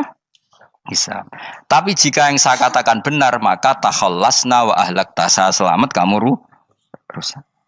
Mulane cara kula wong Islam kudu yakin mlebu swarga. Senajan to pun rokok sik. Saya berkali-kali bilang, kita pun nuruti khawatir. Sebenarnya sholat kita potensi gak diterima Allah karena ada ikhlas. Puasa kita juga gitu. Tapi masalahnya kubu sebelah darani siapapun mati itu masuk swarga. Lan aku kalah iklan iso kalah. Lan aku kampanye paling gampang ngaji swarga, ngaji ra paham yo swarga, go kitab ngalor ngidul yo swarga, modus gaya-gayanan yo swarga. Ngaji mergo mangkel bojo yo swarga. Ngaji nglalekno utang yo swarga. Oh, apa kubu sebelah wae swarga terus bosok kene sing iman kok. Swarga. Soal akhir ki mlebu neraka tak kandhani wis enteni sik sabar. Pada akhirnya tetap masuk swarga. Pada akhirnya kapan? 10.000 tahun apa ya ora. Ayo ora kepengin orang nglakoni kok. Jadi ini penting ya. Jadi kita harus terbiasa berpikir secara tadi ya. Sarohku sahabat ulama itu nak ngadepi wong fasik itu akhirnya cangkem elek. Mergo kadang penjelasan lebih gampang. Cuma tadi saya ulang lagi, Nabi harus kita selamatkan. Tajane Nabi Ibrahim yang podo parah. Jadi ketika beliau mematahkan semua berhala yang kecil kan kapaknya dikalungkan berhala yang bareng ditakoi. Him siapa yang melakukan itu? Takono sing nggo kapak, ora nggo kapak. Jare ketuane wong kafir, utekem lho him wong karuan berhala ora bukan nakoki, ora karuan iso ngomong, bukan nakoki. Lah utekem ning ndi karuan ora ngomong mbok sembah. Asline berhubung Nabi Ibrahim darane ngendikan, lah sing nyora aku. Lah yo muga iku ora nabi, iku cangkem elek ta cangkem apik. Muga ora nabi lho. Mergo Nabi Ibrahim diutek-utek utekem lho, mu karuan berhala watu kok kon nako. Jare Ibrahim utekem tak kok karuan watu kok mbok sembah. Iso diterangno api-apian. Ngapunten nggih. Ngapunten sanget niki niku. Kesuwen yakin kesuwen. Lah cuma ke mari siko Nabi ku ya iku netok sing cangkem elek iku. Tapi ora demi hak, demi hadun. Nah iku sing mari elek. Apa logikanya? Saiki musuh dhisik musuh saiki gabung kuwi barang-barang donya kok mbok soal. Nyoal barang akhirat itu keren apa? Apa susahe ning donya nggo sujud, apa susahe ning donya nggo ibadah iku keren. Nyoal kok trimo. Dhisik musuhan kok saiki rukun ben donya kok mbok soal ben wis jegeman santriku ngono sini-sini aku. Ciri utama wong apik nyebalano barang dunya, tapi nek akhirat seri. Kayak aku mestine paten soalku wis ngaji jalalan kok gak dadi wali ku maksudku piye? Tak ulang mulai 2005 kok ora alim-alim maksud. Tapi kita wari jawaban tawaduk. Ya tak wari jawaban apa? Karena kita ndak ingin nyaingi guru apalagi melangkahi. Ya tak warai ya. Jadi sajane kula saged alim Gus, tapi mboten sae nglangkahi guru. Mulane kula nyuwun pangeran tetep bodho. Kersane tetep sopan, tidak nglangkahi. Setuju ya? Dadi soalnya enggak takoki. 2005 lho kan 2005. Berarti pirang tahun? 14 tahun. Tak takoki dadi mubalek yo ora, khotib yo ora. Krungu kabar Ruhin Wali yo ora. Nuruti kecewa-kecewa. Tapi setelah ada jawaban tawaduk ya soleh. Memang enggak baik, murid nyalip guru itu enggak baik. Ya ora apik, ora iso ya ora terus pokoke. Jelas gitu. Terus niki bukti orang soleh itu boleh berteman orang macam-macam. Bernya ini ahlul jannah bercerita dulu punya teman ateis. Jelas gitu. Yang teman itu mengingkari adanya hari kebang, tapi nyatanya orang soleh ini tetap masuk surga. Artinya apa? Pertemanan di dunia sama orang ateis ini tidak menghalangi dia masuk surga. Tentu ya sebatas pertemanan. Ora konco golek demenan iku ora jenenge konco iku. Maksudnya berteman mungkin satu kantor atau ditakdir tetangga atau ditakdir apa. Tentu tidak ngikuti apa kemaksiatannya, tapi tetap berteman. Karena istilahnya ini kanali korin, saya punya teman sohibun yungkirul ba'sa, saya punya teman yang mengingkari hari kebangkitan, yang teman itu setiap kali ketemu saya mencibir saya, inna kalaminal musad dikin aidza mitna wa kunna turaba wa idzaman inna lamadi madinun. Teman saya itu selalu mencibir, masa kita nanti dibangkitkan lagi padahal kita sudah jadi debu dan jadi tulang belulang. Lalu teman saya ini nasibnya gimana? Bersama Allah dipertontonkan, ternyata teman itu masuk neraka. Intinya apa? Orang soleh ini ketika di dunia punya teman orang tidak soleh, dan itu tidak disalahkan Allah. Tetap dia ahlil jannah, dan temannya karena salah tetap ahlin. Nah, hanya gak ada cerita terus berhubungi kancamu, kowe mlebu neraka ndak. Makanya kita rileks saja di Indonesia. Kancanan tonggo macam-macam tenang aja. Sementing alaikum anfusakum la yadurrukum man dhalla idza tadaitum. Yang penting jaga diri kamu sendiri, dan setelah diri kamu terjaga tidak masalah orang sekeliling kamu sesat. Ya ayyuhalladzina amanu alaikum anfusakum la yadurrukum man dhalla idza tadaitum. Jaga diri kamu, kualitas hidayat kamu jaga, kualitas kebaikan kamu jaga. Setelah semuanya terjaga tidak masalah orang sekeliling kamu sesat. Ya kayak teman ini, dia punya teman ateis tapi dia tetap islami, dia konsisten dalam mempertahankan iman, ternyata dia tetap ahlil jannah, padahal punya teman ateis. Jelas ya, terus niki supaya clear bahwa karena kita di dunia mesti berteman orang macam-macam. Apalagi semenjak saya dari Korea itu melihat orang Islam ingin bikin masjid, padahal bosnya orang ateis, teman kerjanya orang ateis. Tapi mereka nyatanya imannya tidak goyah. Mereka ingin bikin masjid, urunan bikin masjid, padahal temannya apa? Ateis. Dan itu nggak masalah. Nanti kalau itu soleh terus sampai di surga, golek bosku saya gini di. Iku nara ketemu ya ora lega. Jadi manusia itu masuk sini swarga, nak gak ketemu rivale. Jadi sebenarnya, nak rival politik, nggak tahu saya itu, nggak ada ayatnya, nggak ada penjelasannya di Quran ini. Dan tidak perlu menjelaskan barang dunia terang non Quran kemuliaan. Wan kula terus nang sampai budi. Ka'annahu fa'amal terus budi. Innahum alfau aba'ahum dolin. Innahum satamne kufar iku alfau padha metuki sapa kufar wajadu. Tegese metuki sapa kufar aba'ahum ing bapak-bapak kufar dipetuki dolina khalik sesat kabeh. Nah, mereka itu menjadi kafir karena punya tradisi bapak-bapaknya ya kafir. Terus setelah bapak-bapaknya kafir, fahum mongko te wong akeh ala asarihi ing atase jejak-jejak bapak-bapake wong akeh yurauna iku anut kabeh. Mereka punya bapak-bapak kafir dan kekafiran itu diikuti oleh mereka. Ya sajuna tegese padha ngikuti sapa wong akeh latibaihim maring anut ning abaihim. Fa yasrauna mongko gegancangan to sapa wong akeh ilahi maring ittibail aba. Maksudnya gini, kalau tahu senior kita sesat ya jangan ikut. Mereka enggak, bapaknya sesat nyembah batu, nyembah makhluk.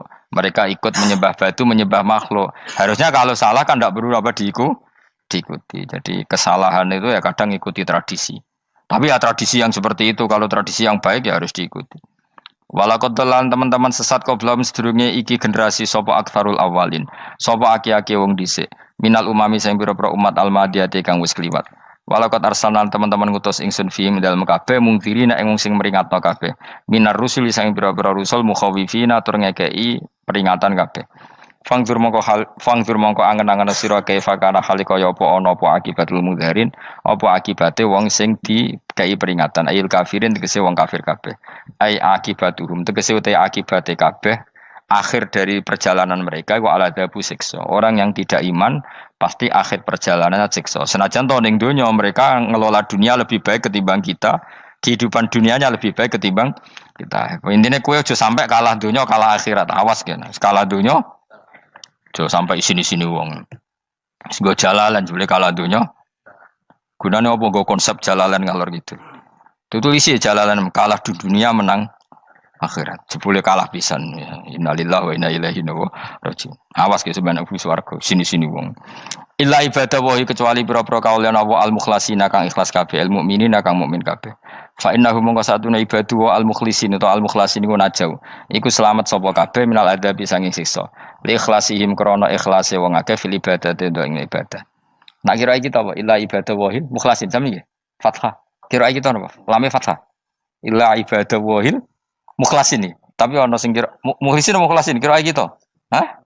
Ora lha jeng nang Qur'ane Quran. Mukhlas.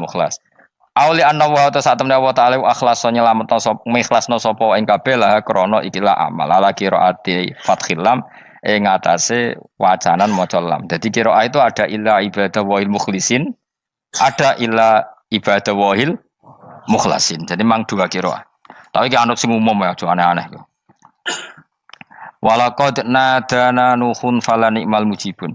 Walaqad nadana lan teman-teman ndonga nek kita sapa nuhun Nabi Nuh bikauli iklan dawe Nabi Nuh, Rabbi inni maghlubun fantasir. Rabbi do pengiran ingsun ini sak temen ingsun maghlubun den kalahno, fantasir mongko kula aturi nulungi panjenengan. Fala ni'mal mujibun, mongko iku banget nikmate sapa al mujibun, sapa zat sing nyembadani lagu maring Nuh nahnu te kita. Aida'ana ala qaumi. Maksudnya Nabi Nuh ketika tertekan oleh kaumnya, kemudian Nabi Nuh berdoa kepada saya. Dan saya kata Allah fala ni'mal mujibun, zat terbaik yang memberi terkabulnya doa itu fala ni'mal mujibun. Ya Nuh berdoa kepada saya kata Allah, dan saya kata Allah adalah zat terbaik yang bisa mengabulkan doa. Itu jenenge apa? Fala ni'mal mujibun. Eda ana tekse donga sapa Nuh nak ing kita ala qaumihi ing atase kaum Nabi Nuh fa ahlaknahum mongko ngrusak ingsun ing kaum Nabi Nuh bil gharaqi kelawan tenggelam. Jadi kowe nak mangkel mbek wong-wong sing ora iman iku pilihane iku kowe parek pangeran. Nak parek pangeran nak sing ora iman dikalahno pangeran. Kowe ora usah dadi ekstremis, malah ribet dhewe. Pasrahno napa pangeran. Lah nek kira wali ora mandi-mandi, ora mandi ya wis. Sementing kowe ning donya bernegara secara sehat, gak perlu dadi napa? Teroris, gak perlu dadi napa ekstremis. Karena Nabi Nuh ketika mangkel mbek kaume, Nabi Nuh ngebom mereka apa matur pangeran? Matur pangeran, kemudian pangeran sendiri yang ngambil napa tindakan. Kowe yo ngono mbek musuh-musuhmu sing hasud mbek kowe. Tapi mbah konang pangeran malah bela kono. Lah kadang musuhmu luwih bener timbang kono ya. Timbang kowe. Kono kerja keras sugih. Terus duweni kowe sekere turu. Terus mbok pasutno jebule pangeran bener. Kok kowe pemalas. Kono bekerja keras. Yo mbah nak ngono. Lan jegeman di musuh wong saleh. Mergo nak maksudno malah balik ning kowe. Di musuh sing ra saleh dadi menang kowe. Nak padha ra saleh ya mbok ra jelas. Fa ahlaknahum mongko ngrusak ingsun hum ing kaum Nabi Nuh bil gharaqi kelawan apa tenggel. Sehingga nabi-nabi dulu nak kecewa mbek musuhe iku mature teng pangeran. Mboten kalau perang itu beda loh. Nabi kalau perang dia perang di arena perang di Badar di Uhud. Jadi janjian terus duel. Ora kok musuhe turu terus di sebelah mboten enten ngono. Ya kalau mau perang ya janjian. Jadi fair. Mereka nantang Nabi, tentu kan tidak baik kalau kebenaran ditantang kebatilan tidak berat. Terus akhirnya ya duel ini wow. Tidak. Yang jelas perang itu tidak sepihak. Makanya bahasa Arabnya takotul, saling perang. Jadi wazan kalau dalam nahwu itu dalam sorof itu qatala itu wazannya musyarakah. Musyarakah itu saling merang, saling nyerang. Jadi enggak boleh sepihak. Makanya janjian oke, mau iduna badrun. Perjanjian kita ketemu di apa? Badar terus ketemu. Ora kok limbe-limbenan ku mboten. Memang tarung. Jadi keren. Sing kalah ya keren, sing menang ya keren. Mergo corong Jawa wani adep. Mboten nyulik niku mboten. Sehingga disebut muqatalah atau napa kital. Masdarnya itu qatala yuqatilu muqatalatan. Malah latihan sorab lah jong. Karena syarat mufassir itu harus ahli napa? Sorab. Wa najinahu lan nyelametno ingsun ing Nabi Nuh wa alahu lan keluargane Nabi minal karfil azim saking banjir sing gedhe. Ail gharqi tegese selamat sangka tenggelam. Wa ja'alna lan gawe ingsun zuriyata yang anak turun Nabi Nuh hum albakin. Fanasu mongko te manusa kulhum kabeh nasikum minasli sanging turun Nabi Nuh alaihis salam. Makanya jenengan yang syukur. Jadi turunan yang sekarang itu sudah steril. Saya ulang lagi. Kamu ini sudah turunan yang steril. Tidak ada bapak yang kafir. Yo kowe kabeh sing ngaji Jalalain. Kowe kabeh. Ini mbah-mbah kamu sudah apa? Steril. Karena manusia pertama Nabi Adam, terus Nabi Adam seterusnya itu masih ada yang kafir macam-macam. Era Nabi Nuh ini bapak kedua. sing kafir tenggelam kabeh, terus ada orang 80 semuanya mukmin. Makanya kita-kita yang sekarang itu istilahnya Allah dzurriyyataman hamalna ma'nuh. Kita ini turunan orang yang diangkat di perahunya Nabi Nuh. Makanya manusia pertama dari Nabi Adam, terus itu masih macam-macam. Era setelah Nabi Nuh sudah steril, enggak ada lagi yang apa? Kafir. Umpama mbah-mbahmu ana sing kafir meneh, iku ya kafir sing ora asli. Sehingga engkau ya langkai wae. Mesti aja anggap langkai wae. Terus melok mbah sing napa? Sing mukmin. Ya jelas ya, fannasu kulluhum min naslihi alaihis salam. Jadi setelah periode banjir itu semua manusia itu sudah turunan Nabi Nuh dan pas itu sudah steril semuanya apa? Mukmin. Ya orang 80 semuanya orang apa? Nah, setelah itu ada lagi yang kafir. Lah aku ora roh iku sing dadi mbahmu ta ora roh. Ya ora perlu roh kowe. Mulane ora apal nasab penting kanggo biasa ben ora roh. Tadi fanasu mongko te manusa kulo mis kabeh nas iku min naslihi saking turunan Nabi Nuh alaihi salam. Bakana lan ana iku lahu kedene sapa salah satu auladin sapa telu pira-pira anak Sam. Pertama Sam wa Abul Arab wa Faris wa Rum wa Ham wa Abu Sudan. Sing Ham Abu Sudan, bapake wong napa? Sudan. Wa Yafas, ana sing maca Yafis. Yafas Abu Turki, bapake wong pundi? Wal Khazar, wa Ya'jud wa Ma'jud wa Magunalika. Mbah kowe minduane sing tira babamu sing Abul Arab ira ngembek sek. Persi kita ya kurang ganteng. Rom kira ora wong Itali. Kowe turunan ndi? Ham iku paling Abu Sudan wong ireng-ireng. Paling iku. Wis ben ngono, ben wis. Wa tarakna alaihi fil akhirin. Wa tarakna lan nyisano ingsun apa koina tegese nyisano ingsun ali ngatasin no tak sisano sanaan khalidati pangaleman hasanan kang apik fil akhirin ing dalem periode-periode sing akhir. Minal anbiya sing pira-pira nabi wal umami lan pira-pira umat ila yaumil kiamat itu maka maring dina kiamat. Nuh jejak-jejak kebaikannya akan saya maklumatkan kebaikannya sampai ila yaumil kiamat. Mulane ra ono barokah kados ngaji, jenengan kudu syukur ngaji. Misalnya Nabi Nuh dititahno Allah akan dipuji ila yaumil kiamah. Yang muji siapa kalau enggak kita-kita ini? Barokahnya ngaji, kita tahu kehebatan Nabi Nuh, kita tahu sejarahnya Nabi. Berarti yang muji Nabi Nuh siapa? Ya kita-kita ini yang ngaji. Andai kan enggak ada yang ngaji, orang tahu enggak tentang Nuh? Enggak tahu kan? Makanya banyak wali yang enggak suka doa. Bukan karena anti doa enggak, katanya saya yang didoakan para yang sudah meninggal. Karena yang sudah meninggal itu sangat mencintai kita. Lan kula itu termasuk ulama sing jarang ndonga. Nggih ndonga tapi juarang banget. Ora koyo kowe men ndonga ora tau mandi. Kula nu jarang ndonga karena dawuh Kanjeng Nabi, siapapun yang menghidup-hidupkan sunnahku otomatis layak mendapat doaku. Dawuh Nabi masyhur, ala khulafai rahmatullah. Siapapun yang mengganti saya berhak dapat rahmatnya Allah. Manhum ya Rasulullah.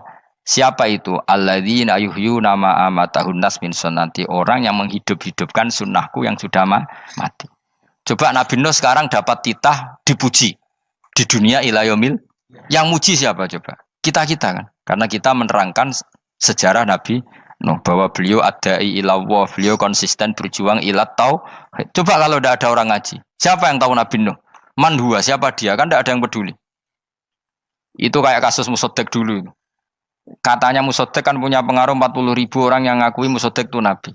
Ternyata itu keliru, itu hoax.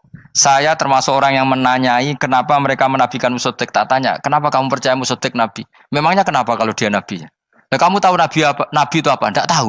Iya gitu sih.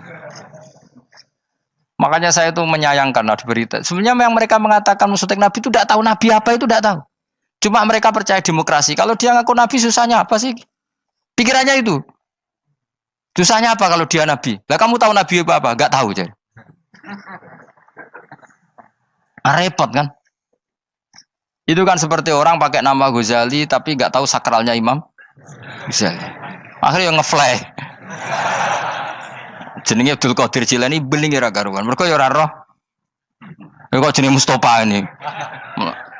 Orang pilihan tapi ya kelakuane ngene iki. Aduk Ruhin jus wong sing tukang istirahat. Dadi maknane Mas Ruhin wong sing seneng. Mulane turu. Dadi saroha maknane istirahat. Nganggo sintasin. Sinta itu tukang istirahat bener urip pemene iki. Ya ora apa-apa, donya sepele kan tinggal istirahat. Jadi makanya kan nggak ada ulama yang nggak dicintai para wali yang sudah meninggal karena tadi siapapun yang menghidupkan sunnahku setelah sunnah itu mati maka dapat doaku. Sehingga ulama ya doanya ya biasa aja, ndak usah berlebihan, ya ndonga. Karena kita yakin dongane Nabi luwih mandi timbang doa kita. Kalau kita menghidupkan sunnahnya Nabi, ngaji maksudnya. Cuma namun di sunnah Rasul gak tahu ngaji. Sunnah Rasul yo ngaji iku sing karuan. Wis jelas Nabi itu status pokoknya apa? Pengajar apa? Masyhur itu. Buistu mualliman. Sebagian riwayat pakai innama buistu muallim. Saya diutus hanya sebagai pengajar. Termasuk melakukan sesuatu yang tidak ideal itu Nabi lakukan demi status mengajar. Misalnya begini, sama tak bedai, kok tak latih pinter. Tawaf jalan kaki sama naik skuter atau naik kendaraan itu afdal mana? Enggak, jawab saja. Afdal jalan kaki. Tapi Nabi ketika tawaf itu naik unta. Naik apa? Sehingga ulama ijma tetap saja tawaf naik unta sama jalan kaki afdal jalan kaki. Padahal Nabi kalau tawaf itu karena Nabi naik unta itu statusnya adalah mengajar, menunjukkan kalau itu sah. Jadi nilainya bukan enak-enak naik unta tapi mensyariatkan kalau itu sah. Dong ya. Kayak saya pakai baju hem. Dengan orang Arab pakai jubah, mungkin cara Allah itu afdol saya orang Indonesia loh ya. Maksudnya saya ini orang Indonesia. Maksudnya saya orang Indonesia, saya ulang lagi. Bukan dengan status Habib atau ulama atau orang Arab. Guling-gilingan bahwa saya mengesahkan baju hem untuk sholat. Makanya dulu pernah di salah satu komunitas tabiin, saya ulang lagi tabiin. Itu semuanya pakai jubah, pakai serban. Jabir yang sahabatnya Nabi termasuk Abdullah bin Mas'ud, dia datang ke masjid, jubahnya itu dicopot, terus dia sholat tanpa pakai jubah. Sampai geger tabiin, ini gimana sahabatnya Nabi sholat kok pakai jubah, jubahnya dicoplok, dicendel loh. Terus dia sholat. Ketika sholat ditanya, ya sahibah Rasulullah, kok ini sahabatnya Nabi sholat pakai jubah kok malah dicopot. Supaya kalian semua tahu bahwa kita dulu zaman Nabi biasa sholat pakai sarong terus diikatkan di leher saking tidak menemukan jubah. Tapi itu menjadi penting supaya orang tahu bahwa syarat sahnya sholat tidak bergantung harus pakai jubah. Meskipun kita sepakat pakai jubah sunat, kita selalu sepakat pakai jubah sunat. Tapi harus ada yang enggak. Kalau semua kiai pakai jubah, nanti satpam harus pakai, supir harus pakai. Karena kalau mau sholat jadi bingung. Ini barokahnya Jabir, orang tahu ternyata sholat itu yang paling pokok adalah nutupi aurat. Sama Rasulullah itu kadang tidak melakukan ibadah kelas paling afdol. Kayak tadi beliau tawaf naik unta. Tapi itu menjadi afdol karena nilainya mengajarkan bahwa itu sah. Paham gitu? Terus beda. Perilaku sama pengajaran itu beda. Rasulullah itu gak mungkin sholat lupa. Tapi Nabi pernah lupa. Andai kan Nabi tidak pernah lupa, kita tidak tahu caranya kalau sholat masyhur itu. Nabi pernah sholat hanya 2 rakaat, terus beliau akan pulang, terus sahabat diam semua karena mereka punya adab, terus ada orang yang agak bedui. Aku sirati sholatu amnasita ya Rasulullah, ini sholat model qashar apa memang kau lupa? Karena sahabat mulai dulu sudah ngerti usul fikih. Kalau ini duhur 2 rakaat, mulai besok berarti 2. Karena ngambil yang paling akhir. Zaman Nabi kan ada nasa mansuh. Kalau tak kemarin duhur 2, berarti duhur terkini 2. Terus Nabi balik lagi ke majelis mengkonfirmasi ahakun maqalahu Dzulyaden, apa yang dikatakan Dzulyaden tadi benar. Iya ya Rasulullah, engkau tadi sholat hanya 2. Terus Nabi takbir menambahi 2 rakaat. Artinya apa? Kalau kamu lupa itu tidak harus mengulang dari awal, cukup bina meneruskan. Sehingga misalnya kita tawaf sudah 3 putaran, terus kita batal, ya kita wudu saja. Mulai awal apa teruskan terus keempat? Coba kalau Nabi gak pernah salah seperti itu, kita tidak tahu cara ngelola kesalahan. Ya misalnya kamu tawaf, terus batal. Kamu wudu, nambah keempat apa mulai dari awal? Nambah keempat. Karena setiap seperti itu, bana alama fa'ala harus meneruskan. Bukan andai kan Nabi tidak pernah melakukan itu, kita tidak tahu caranya. Ojo kok malah komentar, sholat nganti lali kowe eling apa wae, cangkemmu. Laline Nabi ora koyo lalimu. Mulane ana imam sholat salah iku anggap ae niru Nabi. Cuma bedane Nabi untuk ganjaran wong iku gak ngono, tapi tetep Jadi Nabi itu beberapa kali itu ngalami sesuatu yang tidak afdol. Tujuannya satu, untuk pelajaran. Makanya masyhur itu riwayat makuntu ansa walakin unassa li asunna. Saya itu tidak pernah lupa, tapi sama Allah didesain lupa li asunna supaya itu jadi sunnah. Jadi makuntu ansa walakin unassa li asunna. Jadi saya tidak pernah lupa, tapi sama Allah didesain lupa supaya jadi sunnah cara ngelola kelupaan. Misalnya sholat 3 apa 4, milih 3. Milih al-aqal. Karena itu satu-satunya cara. Sehingga Nabi didesain pernah sholat hanya 2 rakaat, terus diingatkan sama sahabat. Terus itu jadi sunnah, caranya ngelola caranya ngelola lupa. Begitu seterusnya. Nabi ngendikan al-ajur bi qadri ta'ab secara makna seperti itu. Tapi Nabi sendiri tawaf itu naik unta. Sehingga sekarang ada orang naik skuter, naik kursi roda, itu dikiaskan karena Nabi dulu pernah berkendara. Coba kalau Nabi tidak pernah berkendara, wong sing lumpuh gak iso tawaf, wong sing sakit gak bisa tawaf karena gak ada riwayat Nabi pakai kendaraan. Tapi barokahnya Nabi pakai kendaraan, semua referensi itu gampang. Meskipun Nabi sendiri pas itu masih sehat, sangat sehat. Tapi biar jadi sunnah, kalau seperti itu tidak apa. Karena tadi Nabi itu yang penting buistu mu'alliman, saya diutus sebagai pengajar. Kadang Nabi melakukan sesuatu itu tidak ideal. Tapi tidak ideal yang akhirnya malah lebih ideal ketimbang ideal kita. Karena apa? Nilainya taklim, mengajarkan. Itu masyhur itu dalam ilmu ushul fikih. Jadi yang dilakukan Nabi jaiz, biasa-biasa saja atau boleh, itu statusnya bagi Nabi adalah fardhu ain karena liwujubi taklim, karena menjadi kewajiban mengajar. Masyhur itu jadi dalam usul fikih itu. Karena Nabi berkeharusan menjelaskan. Sehingga kamu jangan tanya, apakah yang dilakukan Nabi itu mesti kelas paling utama? Jawabannya ya, misalnya gini. Nabi itu sangat mencintai Qiyamul Lail. Sangat-sangat mencintai Qiyamul Lail. Tapi Nabi hari keempat itu sudah gak mau ikut sholat di masjid. Terus ada riwayat, kubu sebelah bilang Nabi baru sholat 2 rakaat terus enggak. Ada yang bilang 8. Macam-macam. Nah, yang jelas orang sepakat riwayat itu, hari keempat Nabi sudah gak sholat di masjid. Dan itu bagus bagi Nabi, meskipun bagi kita agak bagus. Kenapa? Andai kan Nabi sholat Qiyamul Lail selalu di masjid dan selalu 20 rakaat atau selalu 8 rakaat, pasti orang ngira itu fardhu ain. Bahwa Qiyamul Ramadan harus apa? Di masjid. Dan harus 20 rakaat atau 8. Tapi Nabi dari awal sholat itu tidak konsisten. Kadang 2 rakaat, kadang 4 rakaat, kadang 6 rakaat, kadang 9 rakaat langsung, tanpa salam. Full langsung salam. Kadang 2 salam, kadang 9 rakaat. Full langsung salam. Akhirnya apa? Imam Syafi'i berkesimpulan yang namanya tasyahud awal itu sunat. Kamu sekarang sholat duhur, keyakinan kamu tasyahud awal sunat gak menurut mazhab Syafi'i? Sunat kan?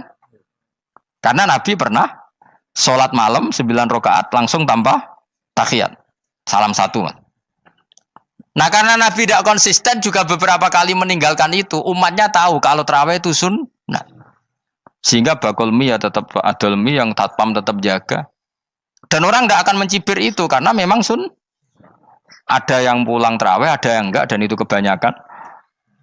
Ya barokah Nabi tadi. Loh saya betul, saya itu tidak sombong. Saya itu punya pondok, punya santri banyak. Sampai sekarang saya kadang ya tidak terawih, ya ora delik biasa. Supaya orang tahu kalau itu mah nggak wajib. Tapi berhubung saya nama kadung apik, ngono ku ya ora dadi jatuhku, aman. Tapi sebenarnya hatiku yo nangis, kangen kula mbek pangeran. Lu Nabi sangat kangen mbek pangeran, tapi kalau melakukan ibadah secara terbuka semua pasti dikira itu wajib dan itu memberatkan umatnya. Nah, kowe ora usah ngono, kowe ora usah terus niru Nabi, kadang-kadang ra traweh niru Nabi. Kowe bolak-balik wong ora ngarah, anut kowe ora ngarah. Mulane traweh wae, nek kowe bareng traweh wae. Kok GR apa ono sing nyoroti perilakumu ora ngarah. Makanya kenangannya Sayyidah Aisyah itu, kenangannya beliau itu wa'in sama siapa teks hadisnya, ini ada di Sahih Muslim, wa'in kana Rasulullah la yadaul amal wa yuhibbuhu makhafata ayyufrada alaihim. Sungguh Rasulullah itu sangat mencintai amal tapi beliau terpaksa meninggal. Jadi Nabi itu sangat merindukan amal tapi terpaksa beliau meninggalkannya, takut itu dianggap wajib. Misalnya Nabi siwakan. Kebayang nggak kalau kamu bangun tidur nemu bupati nggak kebayang, nemuin presiden apalagi nggak kebayang. Lalu kamu bangun tidur langsung sholat, wudhu terus sholat tanpa siwakan, kebayang nggak? Kan nggak kebayang. Jika kata Nabi, umpama saya itu tidak memikirkan umat saya, sikatan itu tak wajibkan setiap orang mau sholat. Wong kita mau ketemu presiden, menteri saja, bangun tidur mesti sikatan dulu baru ketemu. Masa ketemu Allah tidak sikatan? Artinya Nabi itu nggak kebayang, nggak pakai siwak tuh nggak kebayang, karena mau sowan pangeran. Padahal lisannya Nabi sudah thayyib, sudah wangi. Tapi Nabi terpaksa kadang-kadang meninggalkan siwakan itu karena takut nanti dikira wajib. Kayak apa Nabi? Artinya Nabi pas siwakan ya baik karena menunjukkan itu sunnah, pas tidak juga baik karena ini menjadi pelajaran kalau itu tidak wajib. Lah nek kowe pas ra siwakan mergo dablek ngono lho. Mulane kowe ojo kan kayak jajal ya kangkang sing biasa rokokan, bariku ana komat langsung salat tas siwakan. Sing biasa ngaji sore iku lho ora usah contoh ado-ado. Gak kelakuanem lho. Iku perkara niru Nabi ta perkara rasa-rasane jawab. Jadi Nabi itu beda. Perilaku apa saja itu jadi teladan, akhirnya jadi referensi. Begitu juga Nabi yang mensunatkan sunat safar, sunat kudum. Tapi Nabi beberapa kali ada sholat. Ada sahabat yang selalu sholat safar. Kalau pergi sholat, kalau datang sholat. Sampai Nabi ya disalahno. Agama ora ngene iku, Cung. Aja nemen-nemen. Wala yusyadza hadatina ahadun ila ghalabu. Sing tenanan nyekeli agama, iku kok mesti kalah. Nak kalah terus bosen. Utawa tukang nyalahno wong liya. Coba kamu kalau gak pernah tahajud, roh wong turu terus mbok arani Zaid turu, Ruhin turu. Jajal kita tahajud 2 minggu. Oh kebo turu. Lha tahajud 2 minggu wae ngebok-ngebokno wong kan itu.